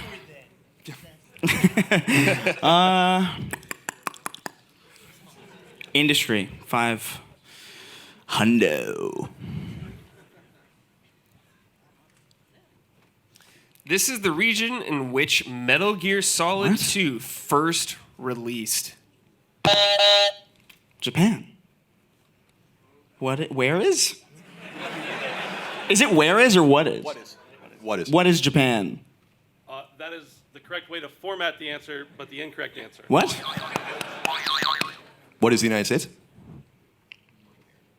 I think we give it to him. What does it say? Yes. North America was the answer? Yes. Oh. Take those points away from It's Chris. Canada. They don't have consoles in Mexico. It came out in the U.S. first? I vaguely remember that. But obviously it's true. That feels strange. Definitely true. Yeah. 12th grade, a long time ago. Let's do Hardware 500. The Atari Who's Jaguar gonna say it? released in 1993 at this price. Jaguar. I'm not entirely sure. Does anyone actually know? Stop asking them. You're, Well, am I not out, you're allowed to- out. You're out. You can't ask any more people. Okay, fair enough. Oh, right. Yeah. You're right. I think only Dustin can ask. I'm cheating. I can ask it. Well, I asked an audience member. No, I but you can ask someone from LSM. Yeah. I think I know. I got to look from Gene like this. I think I know the answer, but I don't want to. Dang. Cog? Cog, is this our moment? I'm trusting you. It's okay. Right. If it's wrong, it'll be all right. It won't be all right. I'm going with 300. That seems low. $299? $299.99. What is $299? I think it's $3.99. Nope. Sorry about that. Defining Duke is canceled.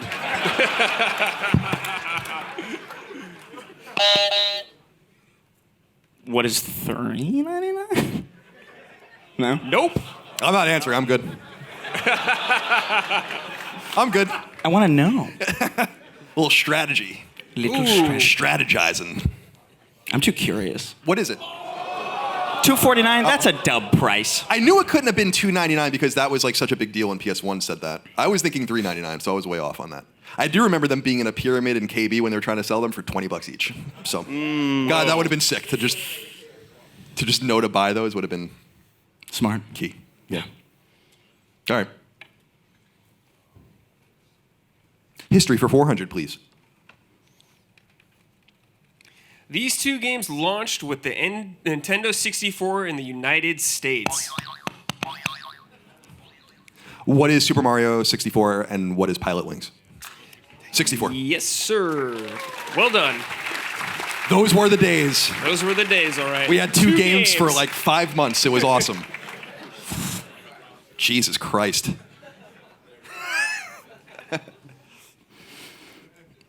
Oh, what the hell? Hardware 100 is still there? Yep. Okay. Take it. Hardware 100. Take that away. This groundbreaking PlayStation controller was released in 1997. That was you. Are you sure? Yeah. I don't want to cheat. That's fine. That was you. What is DualShock?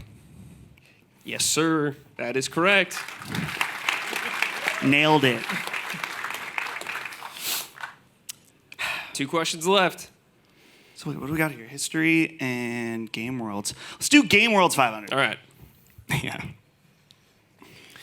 This fictional company created the experimental project that resulted in the Animus and the Assassin's Creed series. Is that Chris? That was kind of simultaneous. But Yeah, I mean, whatever. I don't know. Someone's got to pick between who do you like more? Well, Chris has I 0 want Chris points. because he has a lower score. Yeah, he has 0 points. What does Chris. Abstergo? Yes. Back on the board. Little golf clap. Yeah. All Okay, right. final question, please. Final question, yeah. Daily double! Who called me a coward? I don't like that.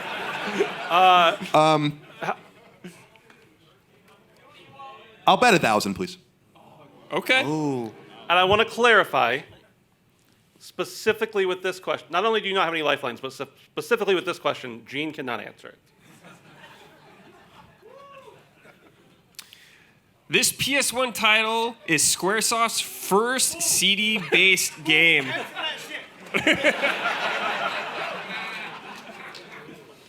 question, baby. Let me think here.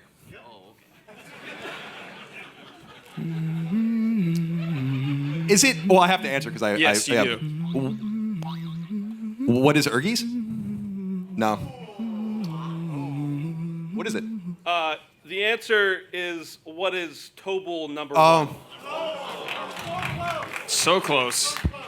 Urgies is 97, right? I don't remember anymore. That game kind of sucked. Ooh.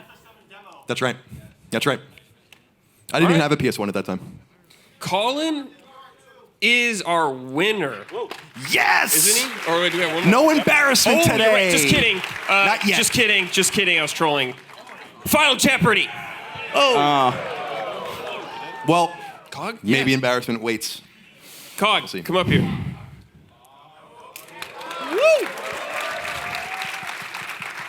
And I think just to make this interesting, let's make it so you can bet more than, you can bet more than what you have.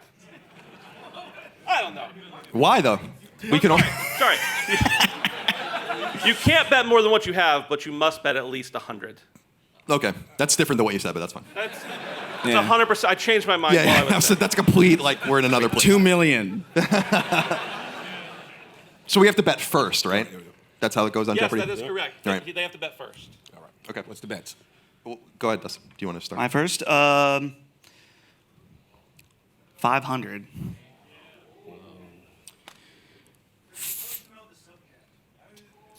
Are we? That's true. That's true. And then you go to commercial break and you think about it. Yeah. Who's going to do the commercial? Yeah. Okay, you're right. Not this time, though. All right.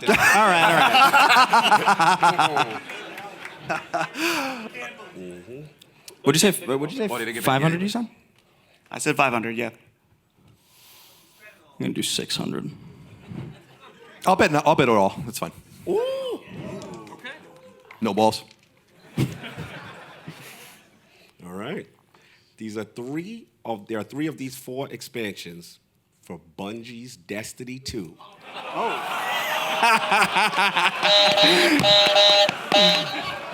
That have appeared on either Game Pass or PlayStation Plus.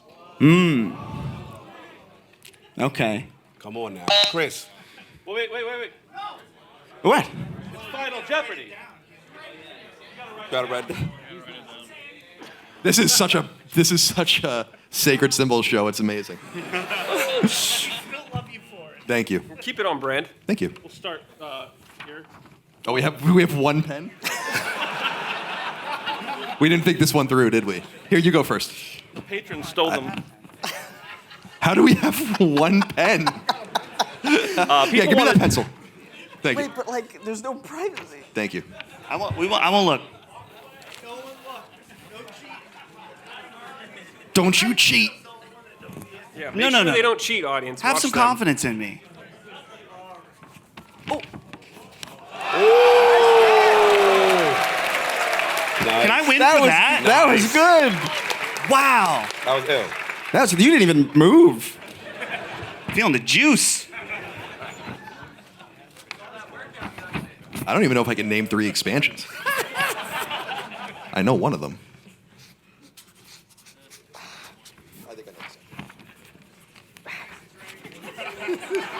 He's like writing the next great American novel. How do you do this with your hands?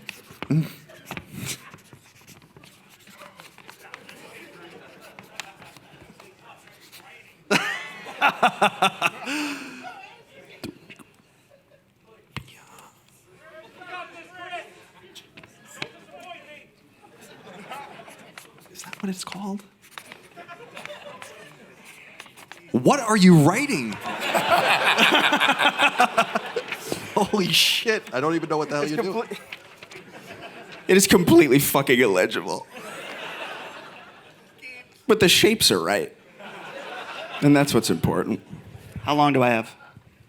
What are we giving him? 10 seconds. I think I named the only 3 expansions I even know. 9, 8, The final shape. 6. Are we done? Got it. All right. What's those answers? What we doing? Me first? Gotta hear the answers first. My answers are Wrath of the Witch Queen, Beyond Light, Shadowkeep. He on it. It was the power of the pen. He's on it. You're my guy, dude. He's on it. How many did you bet? 500. 500.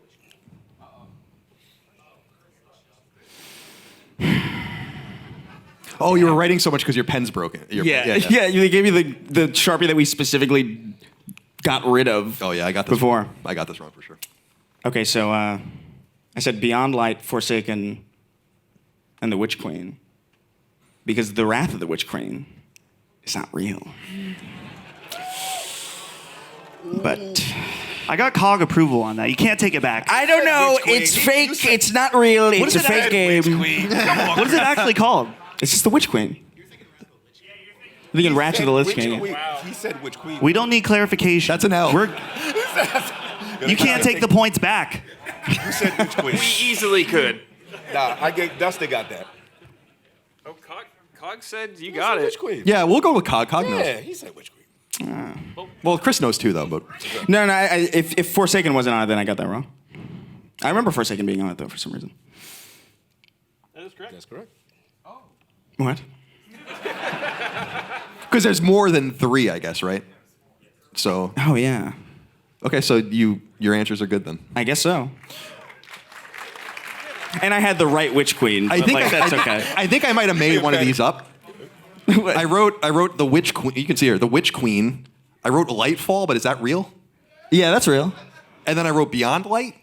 Is that Beyond real? Light is Those are real. Beyond Light is real. So I got one of those wrong. Yes. Yeah, but those are real.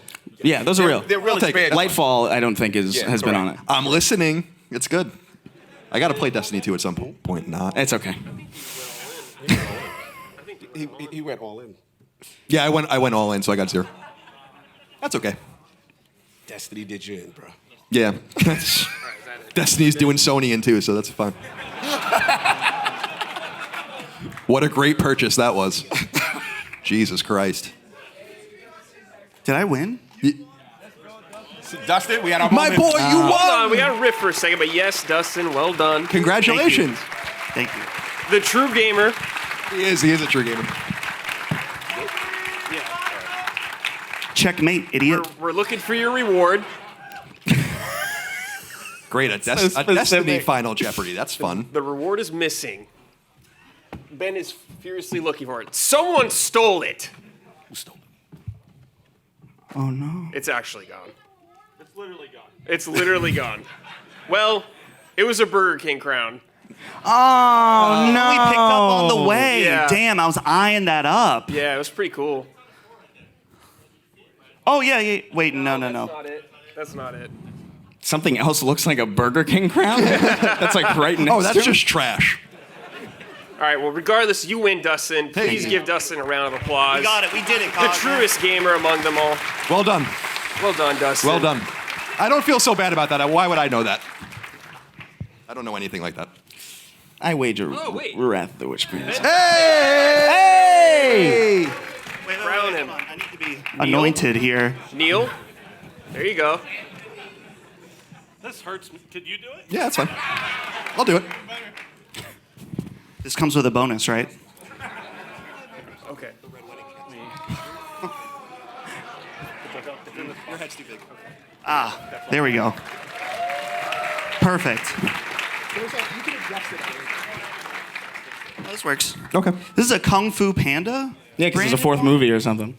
Nice. Hey, Dustin, I thought maybe since you're the winner, and this was not rigged at all, you might want to say a little something, give a speech. Yeah, I actually do have something I want to tell you guys. So, some of you may remember the last event we did, the most overrated games of all time. And we picked some of, Last of Us Part 2, quite controversial. And I came out and I hurt a lot of people that day. I saw the comments. Dustin is a fake Kingdom Hearts fan.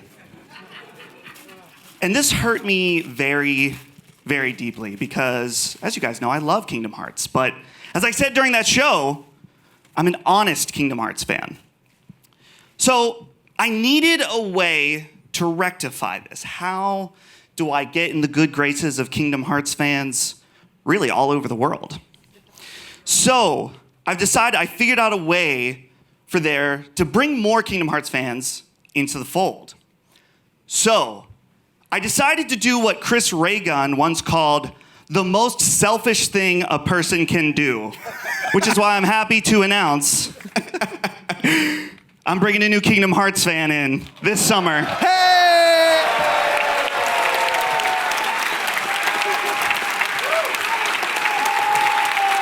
I hope that's enough. I'm glad that you saved that for the show. It's telling us. Very good. Congratulations. You would have known last night at dinner. Oh. But things got messed up. Yeah. And I thought it'd be more fun for you to know. Yeah. That's wonderful. Congratulations. So that's it. I just wanted to tell you guys that. It's so interesting because I was just thinking about that because I know you want to go down that road and I was wondering what was going on there. So congratulations, my friend. Thank you. That's wonderful. We've been hiding it for a long time, it feels like. Is Holly in here? Holly, stand up. Yeah. It's the mother of my children. So this summer. This summer. Due date is July 31st. July 31st. This summer. A plague. That's awesome. It's exciting. That's really great. Congratulations. Congratulations, Holly. Wild, one might say. Chris and I were thinking of having a child as well, but we're not. Oh. Yeah. We're not ready. We'll adopt. We're your children, I thought. Does this make you a grandpa? Yeah, I guess so. I mean, I don't know. I guess it makes me kind of like the weird uncle. You know, every family has like an uncle or two that's not really an uncle. I have those in my life. Yeah. He's like on the registry, but he just kind of peed outside. Poor guy. Oh. Is it too early to know the the sex of the baby? Or do you not want to know? The Furman bloodline grows strong with a male. Yeah, that's awesome. And do we have a name? We have a name. That's the only secret. Colin. Luffy, Sora. These are all on the table. Oh, Jesus. That's awesome. By the way, real quick, this is kind of a non sequitur, but it's about Dustin. Doesn't he look great? He's been working out, losing weight, eating better. You look great. Thank you, dude. I have not been on that diet this weekend, but you got to get away from it. steps cancel things out. Yeah. Well, that's what they say. That's what they say. Yeah. I have my watch just to track my steps and my workouts, and who knows if it's lying to me or not. You know, I have no idea. I could say, did you see that someone put one of these watches on an avocado or something, and it gave a pulse? Are you really? Yeah. So we don't know if it actually now, works. Does that mean that technology is faulty, or that we really should not be eating avocado? That's a fair question. I don't know. I miss avocados. They're all over California, and they're much more rare out east. You could drive through from LA to San Francisco. You stop on the side of the road and buy you just grab one off the ground. Yeah, just buy them off the ground. They're like 10 cents a piece or whatever. You know? Yeah. Oh, I love avocados. God bless. Anyway. God bless. All right, for this next segment, over the years, the Sacred Boys have had a lot of opinions that have annoyed some people. Oh, Jesus. Lots of opinions. And some people on the LSM staff got some issues with you guys. So we're taking you to Sacred Court. Oh! It's time. I like how you have the 17th century wig on. It's lovely. There it is. We got it. Stop, you're going to turn me on. Yeah.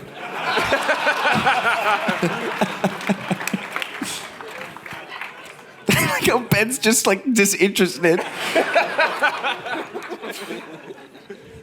He doesn't care whether we live or die.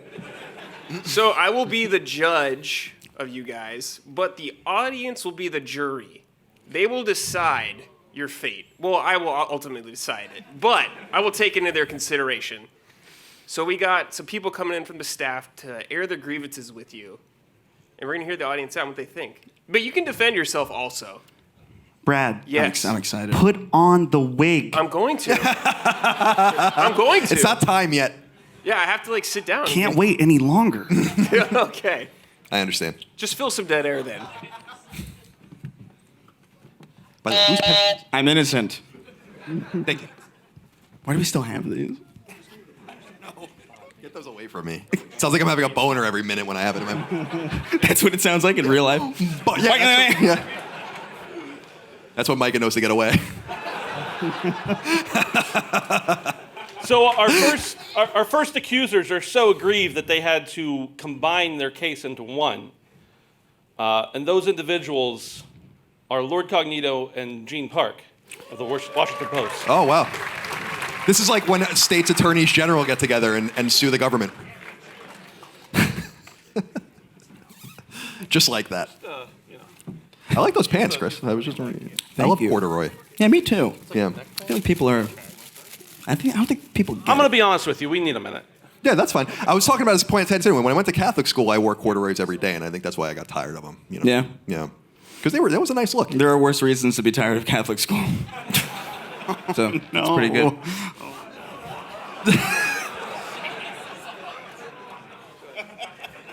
I thought it and I said it. That's kind of sacred symbols, I mean. Yeah. It looks like... Brad looks like a pilgrim. Plymouth Rock ass looking. You got a nice gavel. Will we get all this on Amazon? I'm paying for all this? Yeah, that's true. We'll have Hogan the next show for sure. All right. We'd say, please rise for the honorable... Yeah, please rise, everyone. Judge. Please for the judge. Rise for the honorable. Stand for me. Thank you. Thank you. Indulge me. Excellent. And now the national anthem. You may anthem. be seated now, yes. Thank you. All right. All right. I've been arrested before, so I don't know how to, but I've never actually presented a case before. So I guess I'll try this out. Mr. Chris Reagan. Let's go. You've had some angst over the years over a musical group. Specific musical group. Imagine that. And we're just here to tell you, both of us, we're here to tell you, Imagine Dragons is actually pretty good, bro. You're out of your fucking gourd. God bless you. You should have came to the ring with that, bro. I did. I did think about it. Here's the thing. Imagine Dragons is great workout songs. What the fuck could you possibly be saying? Listen to Thunder and Believer, and you can lift weights for like hours. Thunder and Believer inspire you? Yeah. Okay. Thunder. Feel the. Okay. Yeah. Good. Yeah. Maybe you would have won if you were listening and training with that shit. Wow. Whoa, Mr. Park. Oh boy. Oh, Goodness. I would have died. Is the correct? Who's the outcome enemy of that. now? Kai, I'm surprised that you. So you're also a fan. Yeah. What does that mean? You rock with him? Because it disgusts you. No, but that's not genuine. Have you been to a show? No. Of course not. Why would you? Have you been to a show, Gene? No, but I actually do. Interesting. Everybody's here to defend Imagine Dragons. I've never seen them live. Why the fuck would I? They don't come around because they're too busy making fucking like music videos for like every video game out there. Yeah, you know? yeah. Listen, leave me alone. Imagine Dragons, I know you're watching because you have this contempt for me specifically. I've done nothing to you. I simply don't like to hear you. That's it. And then you show up at the Game Awards to do a cover of a song from a soundtrack from Bastion 11 years later. That was for weird. no reason other than like that's specifically a soundtrack I listen to all the time. Yeah, but Bastion was good though. Yes, it was. But was it so good that 11 years later? 4 games later? Yeah, four games later, they have Hades out, and here they are. It's like, oh hi, I'm Imagine's Dragons. And I'm here to ruin this for you. That's how they literally had the original musicians musicians like take a back seat. They like faded into the background, like they were being dragged by shadow demons. And then what's his face? I don't even know. The Imagine guy. he comes out like, "Don't worry, I've got it from here." Gene had cancer last year. What? That's true. Yes, but uncalled for. I don't know how to respond to that. Oh boy. All right. Oh boy. I decline to use my cancer survivor privilege here, so. I think the argument that Imagine Dragons is good holds on its own. So. Closing statements, No. Mr. Raygun. The closing statement is no, and it's self-evident. Okay. This is not a Nickelback situation where people like convince themselves that they hated something that was like objectively like kind of like That's fine. what I think it is. I think it is a Nickelback. Not. I think it is a Nickelback It's situation. not. Because it is so far from a Nickelback situation. They're like 3 doors down at the worst, you know? Are they so much better than 3 doors down, you think? Really? I like that first 3 Doors Down record's pretty good. Oh, okay. I don't know how to feel about 3 that Doors Down is comparison. great too. So don't get me wrong. I'm not clowning on them. I'm raising 3 Doors Down and Imagine Dragons together. It's an interesting. I feel so defeated just having this discussion. Let's find out if you're defeated. Disgust drives us. Audience, if you find Chris guilty of his crimes, say yay. If not, nay. My boy survived. Oh, thank God. I live to imagine yet more dragons. Chris Raygun, you are found not guilty. I was born not guilty. That's the real Dragon's dogma here. Oh well. Goodness. Well done, That's literally boys. true. Well done. Unless you're a Calvinist, then you are born guilty. Your Honor, the next aggrieved is none other than the brother of the host of this show. Oh, right. Mr. Dagan Moriarty. Please step forward, Dagan.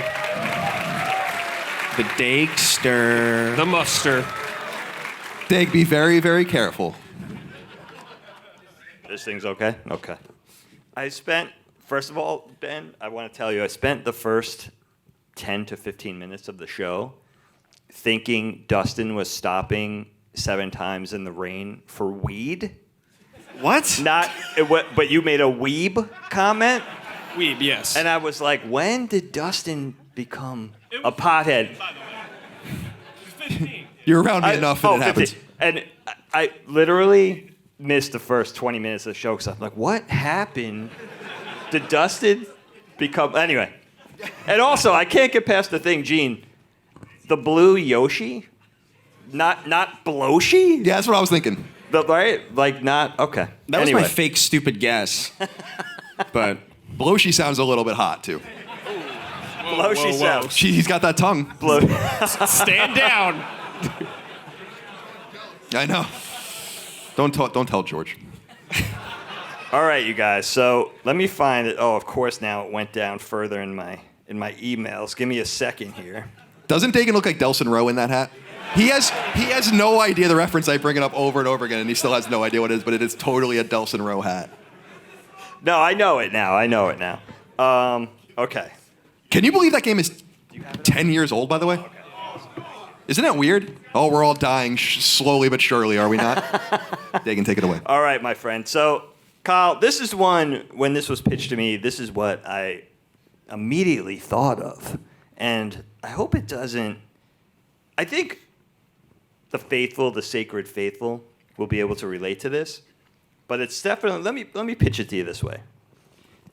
I say we put Colin on trial immediately for what is easily his worst video game take of all, and for his absolutely abhorrent, inexcusable behavior that he has so shamelessly made known to legions of fans. For years now, this has gone on far too long. Do you have any idea what this is going to be, Kyle? Something about Nintendo, I'm sure. I propose, and now I don't get to listen to every episode of Sacred Symbols. Perhaps you guys have talked about this before, but I propose that we challenge Colin on his refusal to play games without guides, walkthroughs, and FAQs. Fair enough. Why can't this man properly challenge himself to play a video game without cheating? Because I'm inept. Do we ever stand a chance, ladies and gentlemen of the jury, to convince Colin to play something, anything, without the hand-holding? No tips, no tricks, no YouTube, no relying on the legwork of some other hard-working gamer to get through a title. Can Colin just play a video game the old-fashioned way? That's fair. That's interesting. So, Kyle, this is what I'm gonna task you with today, my friend. Okay. You need to explain adequately or be found guilty, as this is shameful behavior for a gamer who cut his teeth on video games in the 80s during the 8-bit generation.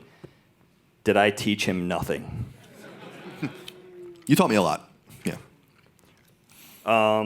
Kyle, I'll deliver this parting shot, because I tend to go on and belittle you, and this is your day. I don't want to. Fair enough. It's kind of fun, but how can a video game enthusiast refuse the joy of exploration and discovery? Why would a self-professed gaming connoisseur purposely deprive himself of the satisfaction of making his way through a game purely on the merits of his own skill, his time spent, his patience, and his intellect? Why would a so-called lover of video games rob himself of experiencing video games the way God clearly intended? And I'll before I toss this over to you, Kyle, I'll cut to the chase. Yeah. All those platinum trophies. Are they really yours?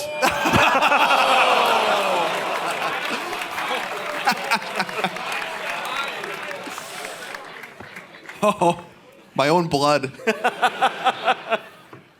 We think. We don't know for sure. That's not. Yeah. That hurt me a little bit when I said that, but I felt like it was. Yeah, that hurts. Yeah. That hurts. Dig, how did I get my start in the games industry? Well, you know what's funny? You and I have had this discussion just playing various things on Knockback over the years. And my thing is, here's the thing in your defense. It always takes me probably. Don't help him. To a, What are you doing? You're trying to kill this man. Don't defend him. All right. That's fair. Yeah, I appreciate it. Go That's ahead. fair enough. Well, it always Reasonable doubt. It does take me twice as long to finish a game. Oh my God, you're ridiculous. When I ask you how many hours you played a game, it's like I played 3.5 times more than I should have. It's like, okay. You also played BioShock without listening to any of the audio diaries. So, fair enough. Honorable Judge Ellis, may I Yes. participate? Sure. I want to put this out there for the jury because in one way I want to support Dagan because you used a guide to play Persona 4 Golden, but you still managed to fuck it up. I did, and then I didn't beat it. I'm very conflicted about that.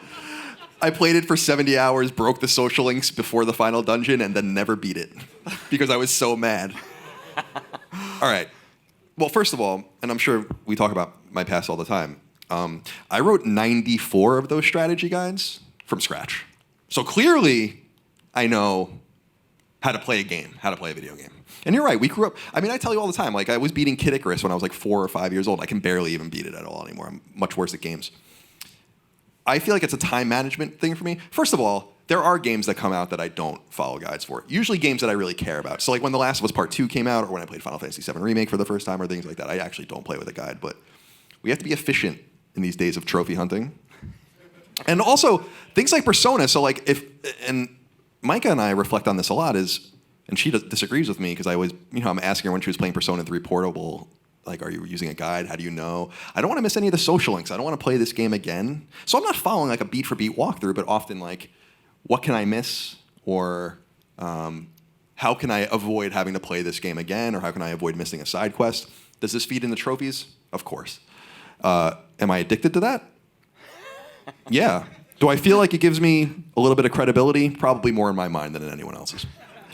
But no, I feel no shame for this. I come from the guide writing community. I got my start in video games in the guide writing community. If I wasn't writing strategy guides when I was in high school, I would have never had the job at IGN, would have never ended up kind of funny, would have never ended up here. So indeed, I feel like, it's like a leave a penny, take a penny, Trey. I've left so many more pennies than I've taken. Just go on GameFAQs, go on IGN, you can read them. No big deal. So that's my defense. If it's a game like I was playing Banisher's Ghosts of New Eden, it's pretty good. A little bit long in the tooth, and I never beat it because I was like, it's not good enough to be boring. It's boring as well. But I wouldn't. It's like I got to do all this stuff, and then I'm missing everything, and I don't know who wants to play a game like that. I don't know. It's just not for me. So I understand some people have a problem with it, but I'm standing firm. And by the way, strategy guides the way they used to be and strategy guides today, they're not the same. I don't use YouTube videos. Shout out to Power Picks, and shout out to PSN Profiles. Awesome text guides, and often spoiler free. So I appreciate it, but that's why you take 40 hours to beat a 10-hour game. So I kind of set myself up for a possible defeat there. Yeah. Well, no, I mean, I'm sure most of the audience agrees with you. They hate my trophy hunting, most of them, and it's a little bit of like obsessive stuff, like with me having to do everything in a game. Yeah, but that's the way I've always been, though, and it comes from my strategy guide writing. So. Only Colin would figure out how to make video games work. And you've done that. It's true. It's true. Well, yeah, I did literally do that, I guess. So, because the trophy thing, especially, it's like when I look at people, when I look at like content creators, not like the leads of shows or people that are big on YouTube, I'm curious about the trophies they have or the achievements they have, what they've played. So I stand by everything I do completely. And if you want to hang me for it, then have at it. I'm your brother. You're gonna have to live with it for the rest of your life. I think the only time possibly I've ever felt. Hold on. Uh-oh. All right. I automatically started thinking of George Washington. You're gonna smell something when I'm done with it. You're really corrupting me. It's gonna smell like shit. Oh man, you kept going. Oh no.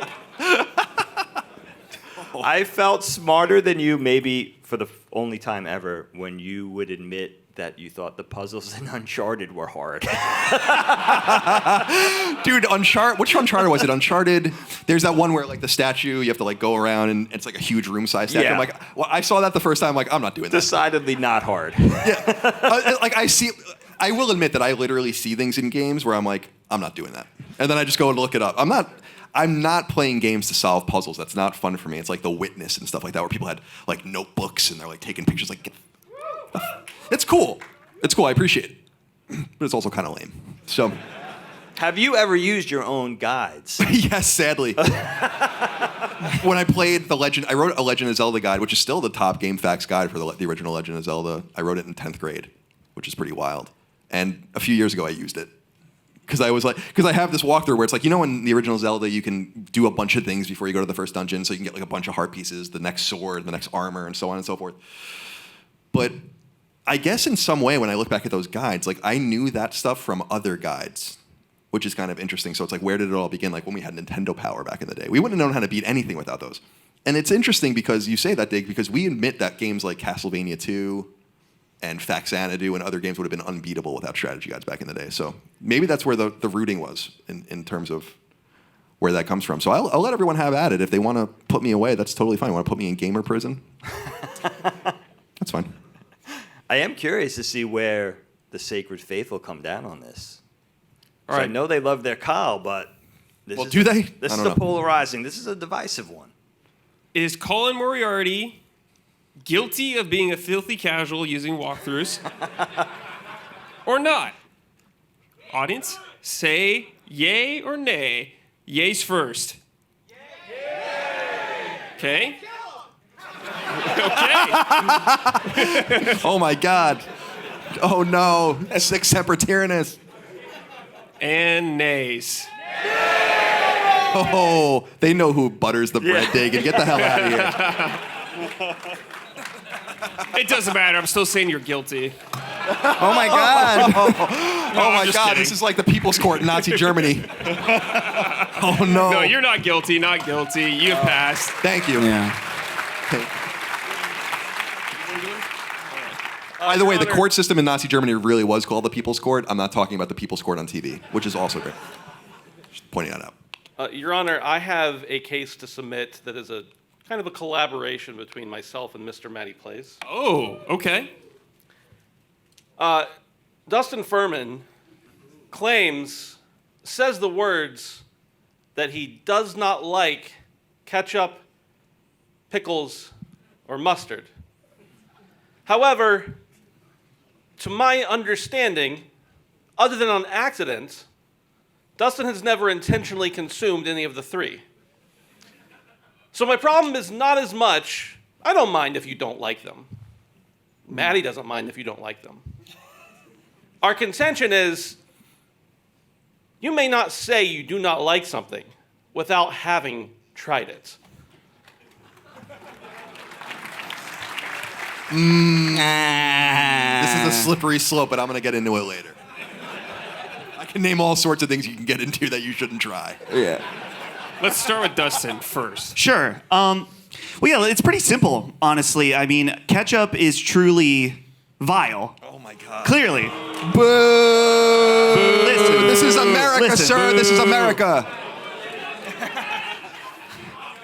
I hate that you all have to hear this again, but some of you need to be reminded about the watery ketchup pre-cum. Just say you like it. Just mix the bottle. Just shake the bottle. Yeah, shake I the don't know about bottle. that. You know, shake it. Yeah. Nah. So yeah, the ketchup is the main offender here, but what was the other? Pickles? Pickles, What kind mustard. of pickles? Wait, Mustard. Ben, what kind of pickles? There's a bread and butter pickles, all of dill them. pickers? All These it are doesn't so matter. dramatically different from each other. No, it doesn't matter. Yeah, but they're in the same family. It's like Yeah, roaches. the entire family no, pickles. fair enough. You know? Oh, we're getting into the taxonomy of pickles now. Very well. So, yeah, like I think the common thing, Ben, you and I have had deep discussions about the foods I don't like. And it comes down to smell. And so many people are like, oh, yeah, this cheese smells like shit. And I love it. And it's like, why would you ever want to eat something that smells bad? Now, some of these things maybe don't smell bad to you, but to me, no.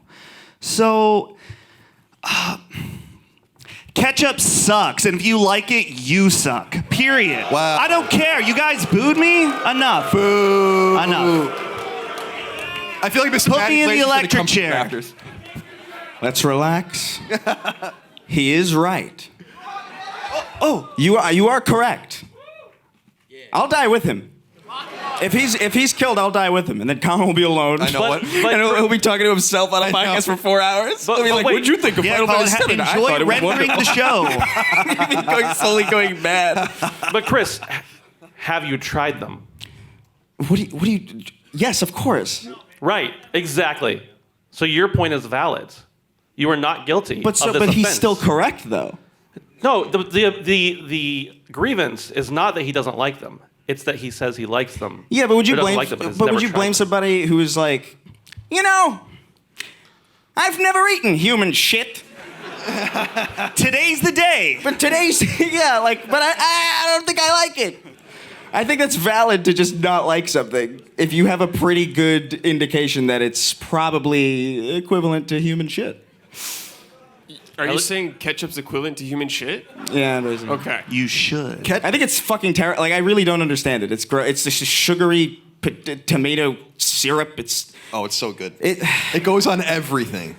It doesn't make it better. You guys go to Price Club and you get the 3-pack of Heinz. We go through that like once a month, maybe. I probably throw away half the ketchup that I put on my Just plate. because it goes on everything. Ketchup goes on everything in my house. It's people put it on everything. It doesn't go on everything. It's like germs. It's on everything, but it doesn't make it like a better thing just because it has it. I will say this in your defense: mustard is ass. Mustard sucks. See, that's crazy. But pickles, I'm not really looking for pickles, but I'll eat a pickle. Colin,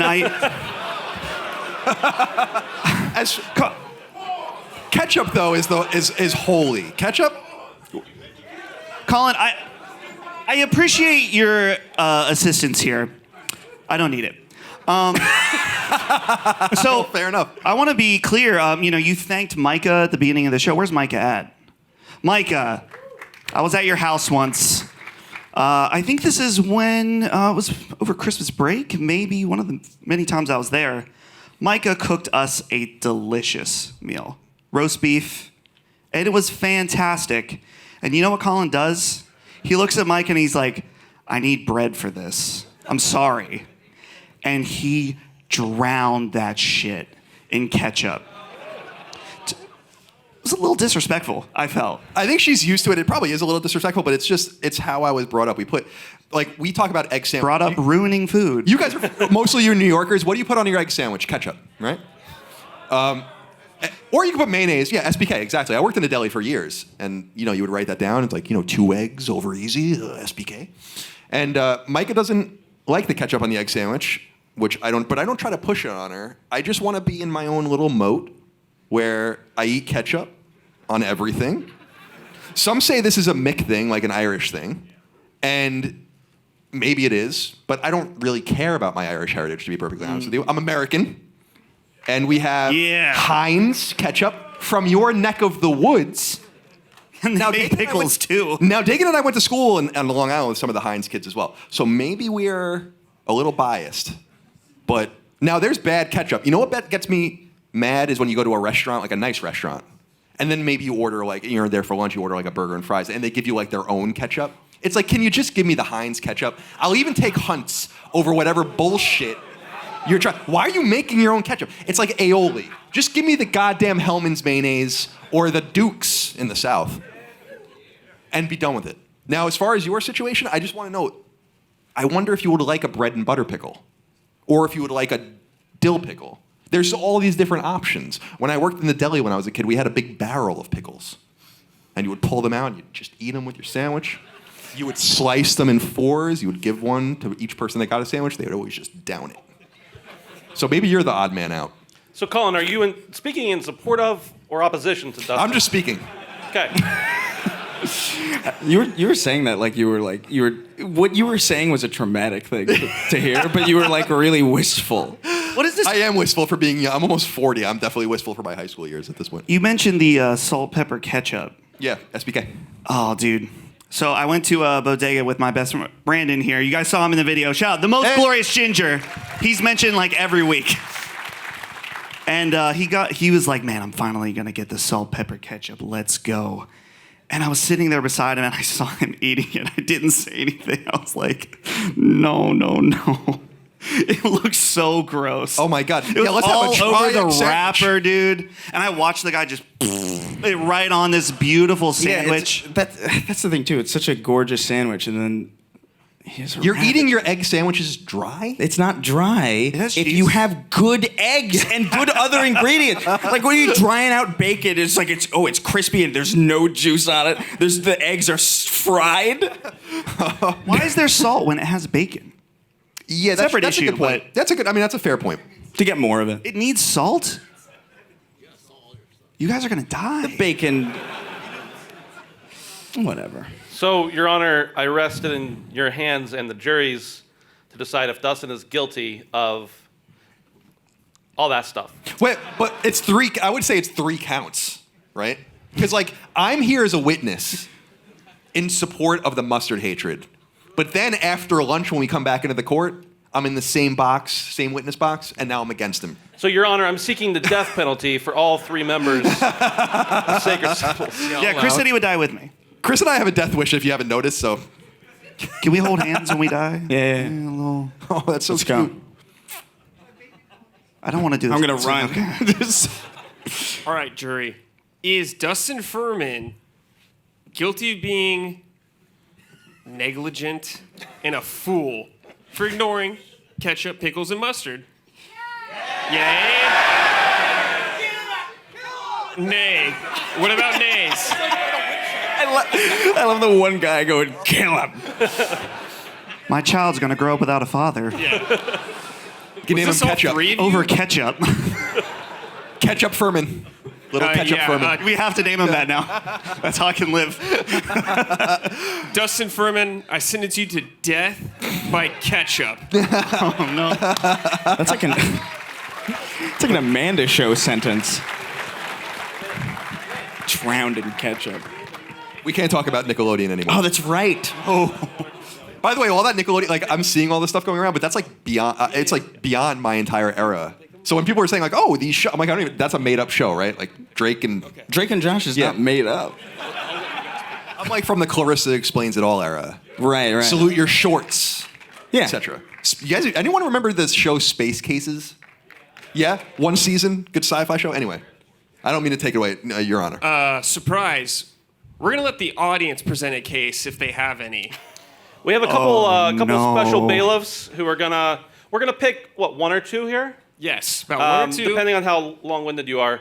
But get your hands raised if you want to present one, and our bailiffs will help us out in picking them. If you got something to settle with them, now's the time.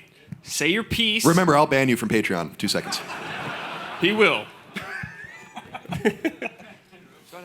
2 seconds. Oh man, no. If one of these is laxative gate, I'm leaping to hurt you. I'm gonna tell you. We said this to the VIPs. It wasn't laxative, okay? It wasn't laxative. Why would I lie about Forever hold your peace if that's your grievance. I've told you that I've shit my pants.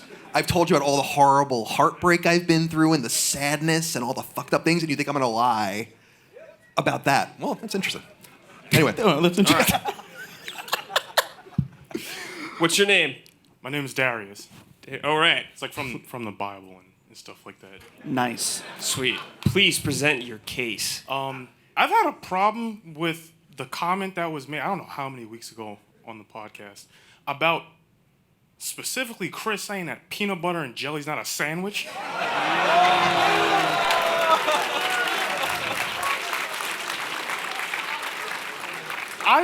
Why did you say that? Yeah. Because I explained it. You did explain it pretty well, I think. No. Yeah, I had the way that I feel about it is that a sandwich comes with it a series of expectations, both of flavor and, build. And if I'm saying to somebody, hey, I want a sandwich, I think genuinely the last thing I'm thinking of when I say I want a sandwich is a PB&J because it's just not, the flavor profile is wrong. It's basically a fucking dessert. It's a borderline Pop-Tart. Okay, eat your Pop-Tarts, everyone. Have fun pretending like you're eating a sandwich. Do me a favor. Google sandwich and then scroll through the images until you find a PB&J. You will die. You will die. You will never see it. It's like one of the first. It is not. I promise. Do it right now. Do it right now. It's not. It's not there. Because a sandwich is, you know what a sandwich is. It's meat. It's a peanut butter. You're fucking crazy. Well, may I? Go ahead, yeah. In your defense, you had a really good point where I was like, oh. Which was, if you say you're with your friends, and you're like, let's look at some sandwiches. You want to go out and get some sandwiches? No one is even expecting that sandwich to be a peanut butter and jelly sandwich. And in my opinion, that's pretty compelling. However, I do like the peanut butter and jelly sandwich. I respect it. Whatever it is, whatever you want to call it, it's wonderful. It's fine, whatever it is. But like my grievance is, it's not in that. It's simply a thing that is sandwiched, like verb. Like it's not a sandwich. Oh, look at that. What is that? Would you Google PB&J? Yeah, sure. All right, tell you what. Next time you want a sandwich, an actual sandwich, eat a PB&J and see how satisfied you feel. I guarantee you won't, because it's borderline candy. It's a pastry. Have fun eating your pastry. That's fine. It's a dessert. Jelly? Jelly. That's not meat. That's not anything. That's not a sandwich either. It's ice cream. It's just called an ice cream sandwich. Just because we call something doesn't make it that thing. You want a sandwich and then someone gives you an ice cream? Yeah, can you imagine? Oh, let's go out for some sandwiches. Oh, yeah. And then you go to get ice cream sandwiches. You'd be so phenomenally disappointed. It's not the same thing. Because a burger is technically a sandwich, is it not? But we would never call it that because it's a burger and it's not a sandwich. Meat, it is meat. It is bread. It is these things sandwiched together. But we know enough about reality to understand that these are separate delineations. And just because they have similarities in like structure or whatever doesn't make it a part of that group. It just simply doesn't. You can't convince me. I will die. I don't care. Any Kill closing me. arguments? I would like to say that I think that you, along with a couple of the ruffians, are thinking of the sandwich in the wrong way. It's not a group. It's a family tree. I'm just gonna. Are ice cream sandwiches in that family tree? Let me explain. I don't know. All right, I'll let you explain. Would you consider a hot dog a sandwich? Oh, No. please. Okay, this is a whole I other can't do this. conversation. No, I can't do this question again. Yeah, This we're is a getting. whole Now, other thing. I understand why some people would say it's not a sandwich. They usually talk about the form factor of the bread, right? Like, oh, it's not like between two pieces of bread. It's like it's like a fucking pocket or something. Right. Something. What about a sub? A sub? Oh, because it's one piece of bread, you're saying. That's interesting, like a hero. Right. Is Yeah. that not a sandwich? If somebody Sub is came up to you absolutely and a said sandwich. an Italian sub, this is a sandwich. It is absolutely a sandwich. Okay, what do you put on hot dogs? Some relish, I know you fucking hate ketchup, Dustin. You might put. You know my argument? It becomes a sandwich when the bread breaks. That's how I feel about it. This is like you put it in the oven or. Yeah. All Is I'm it a- trying to say is that I understand why you would think that, like, oh, peanut butter is not the quintessential sandwich. I'm just saying that It's not a sandwich at all, man. like a let's just take two pieces of bread, turkey, whatever, some cold cuts, some mayonnaise, as Colin would say, mayonnaise. Put that on it. That's like generation one. That's first generation It's sandwich. like family. Pokemon? Yeah. As you start to get further Look, I do down- not deny that. Tell you what, I'll hand it to you in this way. Thank you. It is a mutant sandwich. How about that? It is a fucking disgusting mutation of something that used to be perfect. All right, that's and enough, now has Mr. been Raygun. destroyed. The judge is getting impatient. He wants to render right. his ruling. Is peanut butter and jelly a sandwich? Yay or nay? That was an overwhelmingly yay. It is, the peanut butter jelly sandwich is canon. It's canon. It's been decided. All right. I think we'll do one more if you want to. One more?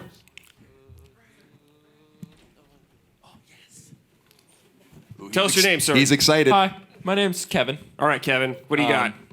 My grievance is also with Chris Reagan. Oh, boy.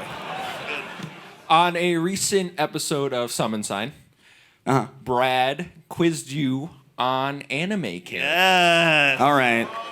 And not only did you get the lost recording questions correct, you managed to get the ones that made it into the episode correct. So you're 6 for 6. I just want to know why you pretend to hate anime. You play JRPGs. You're like, oh, I like Yakuza this week. I'm playing Final Fantasy, and then you convince yourself I have to hate this. No. I'm just saying you gotta defend yourself, all right? Because it seems you're a pretty big fan. You're even one of, I forget the other hosts, but one of them, you were like, oh, who's Sakura? And you're like, that's from Naruto. I'm like, that wasn't even your question, Chris. It's true. May I join you? Brad and I, along with Chris, went to the figure store in Times Square. Guess who bought something? Hold on. Oh, boy. Hold on. Chris, tell them what you actually bought, though. Yeah, I think there's some context. So Irrelevant. So at this anime store, I went with them because, well, first of all, I'm getting ahead of myself. I bought a figure of Jamiroquai from the Virtual Insanity music video because I couldn't believe that he was sitting there. So interesting. It was him next to like Goku and what was it, Luffy or whatever his name is. Monkey Luffy. Monkey Luffy, yeah. It was strange, and I was like, I have to have this. This is such a strange item to be here. So I didn't buy an anime figure from the anime store per se, unless you consider Jamiroquai to be a beloved. You were gazing at those Dragon Ball figures, though. I like Dragon Ball. I've never been The weeb gaze. The weeb gaze Look, I saw.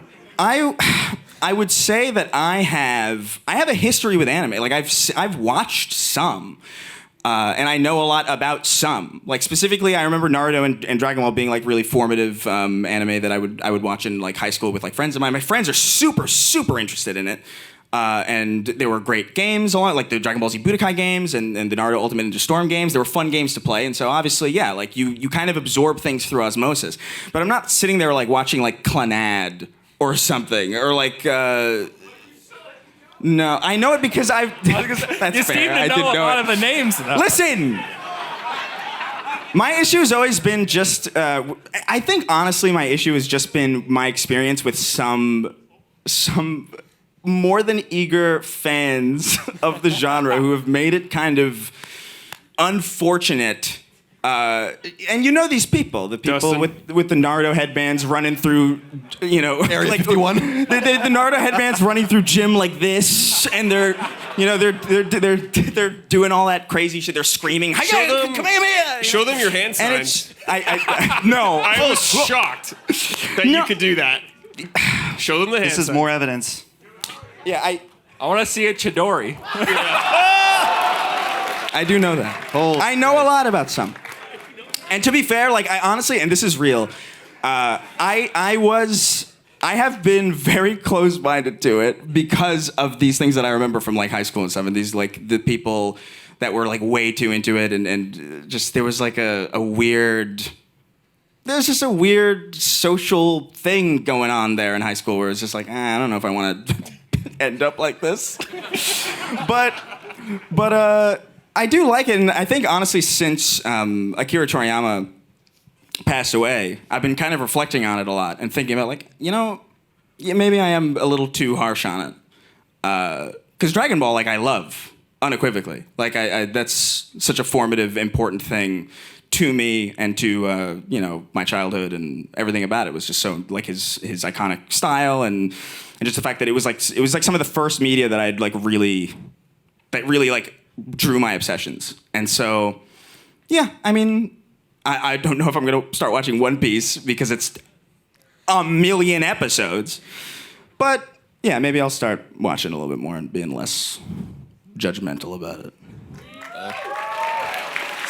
Sounds like a confession to me. That's fine.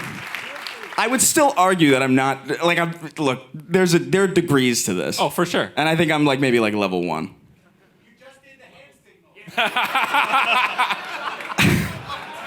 Listen.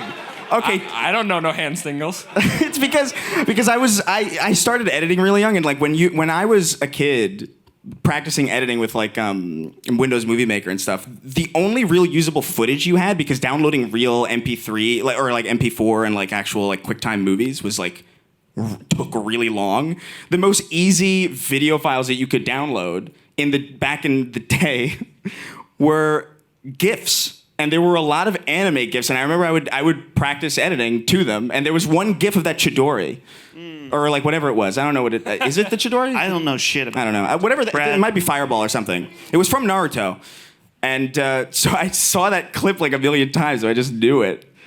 But that doesn't help my defense. But I'm just saying, it's useful context.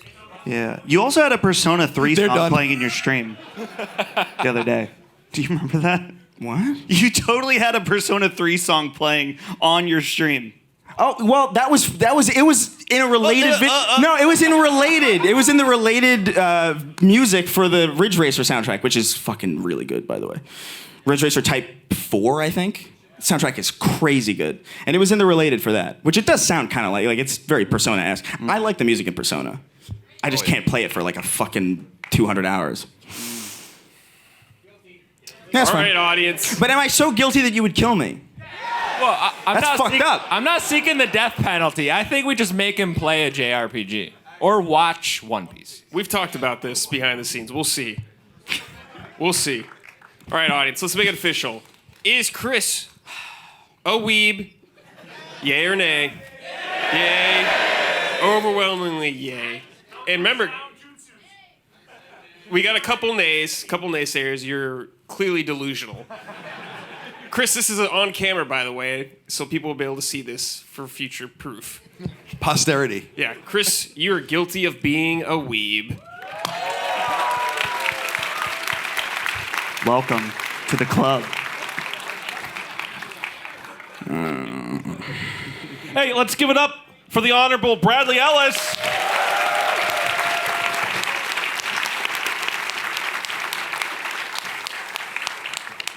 Colin, it's all you to wrap it up. Really?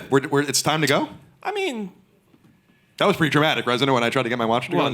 I mean, like, 10-ish minutes or something. Okay. Yeah. One more song. Encore!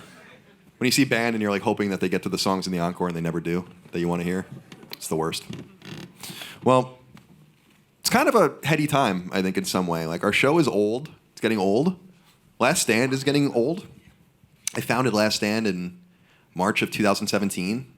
I didn't expect that it was going to become what it did. I was saying earlier to my dad that I just always have to deal with random shit as the CEO of the company. And my lawyer reached out to me the other day being like, you have to fill out this form. And this. I was like, whatever. And I emailed him back being like, I'm probably the most inept CEO in the history of market capitalism. I didn't expect to find myself in this position, but you guys have really shown up for us. And I said it at the top, but I almost don't even understand it in some sense. It's like we just kind of do what we feel is right and the content that we feel is right. And Second Wind, the new Patreon that happened, our old friends from The Escapist, they actually beat us on Patreon. But I am confident that we can climb back up. So we're number 2 right now. But I like them, so I don't mind that. You know, if it was like some group, Right. I wouldn't even acknowledge them if it was other than that. But it's amazing that we have almost 14,000 people subscribe to our Patreon, and the cast we've developed, the camaraderie I think we've developed. I'm really happy that the shows seem to work remotely, especially, so we can all kind of be where we want to be and be happy in our own lives. And yeah, I'm just really grateful. It's very surreal to do this for a living.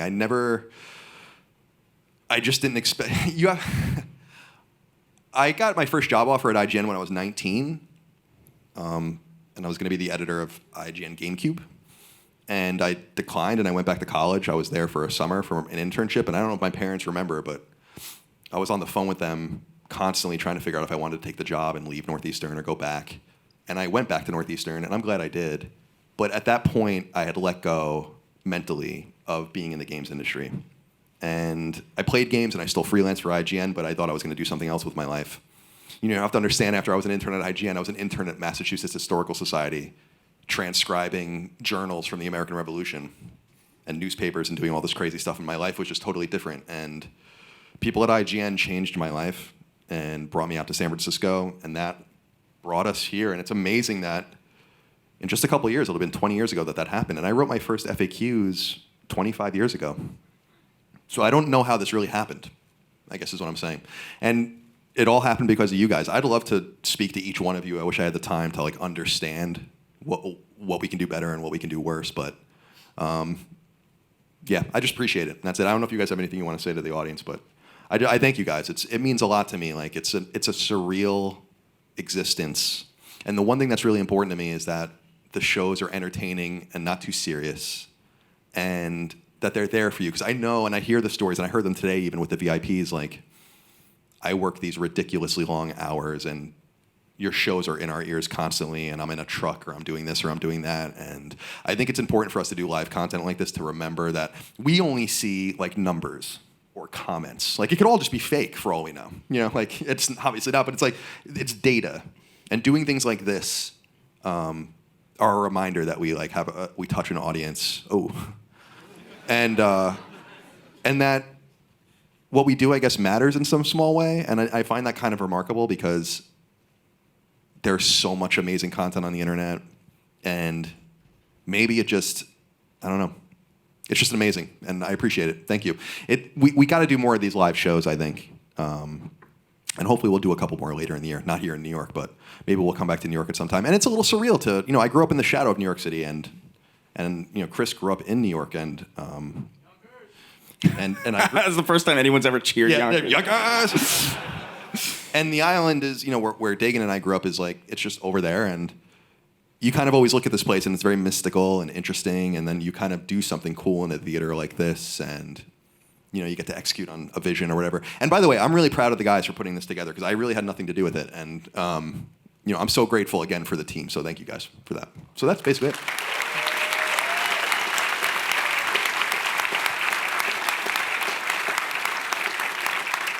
Do you guys have anything you want to say? I usually get sentimental with the audience at the end of our shows. I don't know if you guys, I don't want to put you on the spot, but I feel like I monopolize that shit. So. Well, I do want to say that it's really surreal for me to do something like this in New York City. I've spent a lot of my life here. And I've walked by this theater many times and kind of paid it no mind. And to see all of you here and to do this in this city that means a lot to me. And just seeing our things on the marquee is crazy. And I'm trying not to. Thank you so much for this.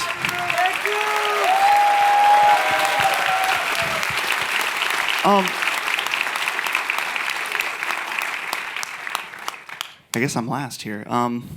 So this is episode 300, and it was on episode 150 that Colin made me a member of this show. And when I started working for Colin in 2018, it was never part of my mind that this would ever happen, that I would join Sacred Symbols. And I was very scared when Colin first... It ended up happening just by circumstance. Chris couldn't be there. And originally I told Colin to bring in Maddie, and then Maddie couldn't make it. So I got to be on an episode, and... it's nerve-wracking coming into something so established, and especially something that's so important to you guys that was around for so long. And so I just want to thank you guys for 150 episodes later that you guys accepted me, and we've got something really awesome going on. And I hope there's 300 more episodes. Me too. And yeah, you guys mean the world to us, so thank you.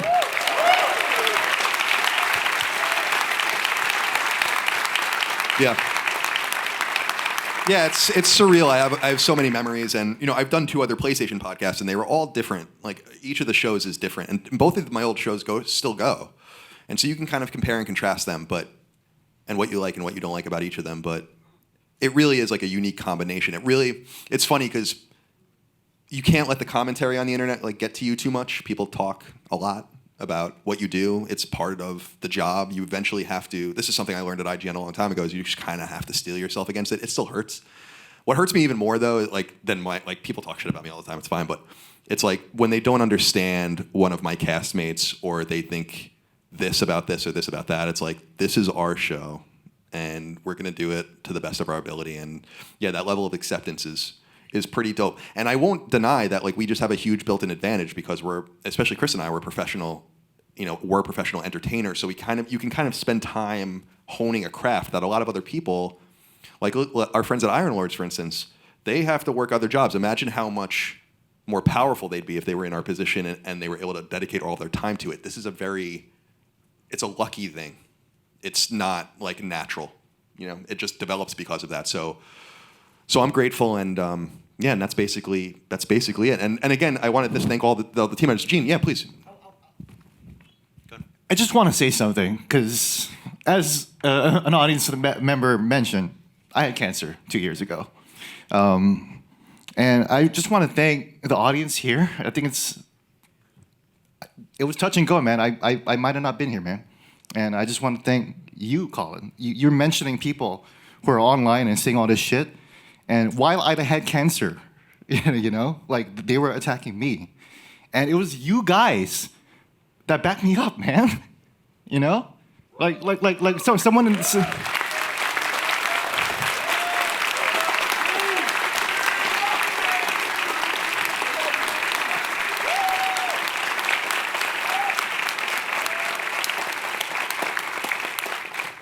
someone in the VIP told me that he was praying for me. And I told him, and you might be out there, your prayers kept me alive. I'm here because of you guys. So thank you so much. And I'm here because of you, Colin. Thank you so much for pulling me in. It was such a weird, it's so different from the way Chris and Dustin were brought in. Like, it was just trial by fire. And I was just like, fuck it, I love the heat, So let's go. Thank you so much for all of you to be here. I'm so glad to be here.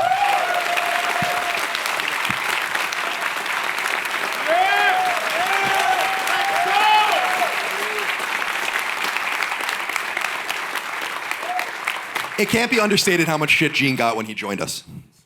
And he was willing to risk that and his legitimacy. He is the games editor of the Washington Post.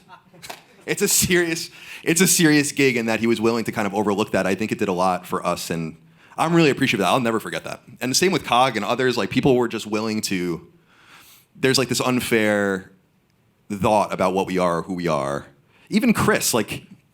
It's just funny, like, Chris and I are so different in so many different ways, and yet people try to put us together, and it's like our existence as a partnership for all these years is a sign that we have no ideology, really, and we have no expectations, and I want to have an intellectually diverse group of people, and we have that, whether it's Ben, whether it's Dustin, anyone, Micah obviously doing amazing work. You gotta see Micah, dude. First of all, you gotta see our house, because it's full of merch. And we redid our garage, and she's doing an awesome job. So it's turned into this amazing thing, and it will become maybe bigger, but I would love for it to just be the size it is for as long as you guys support it. So thank you. I appreciate you guys, and I love you, and I don't know what else to say, because it really is all of you. Thank you. It's all because of you. So thank you again.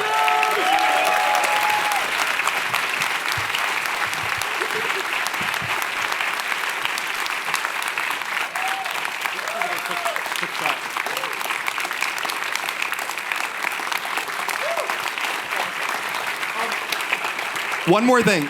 We like to, at the end, for those who have been to our live shows, we like to do a picture of us with you guys in it so that we can have it for posterity, if that's okay. So if you have to go, I understand. I saw some people sneaking out. I don't blame you.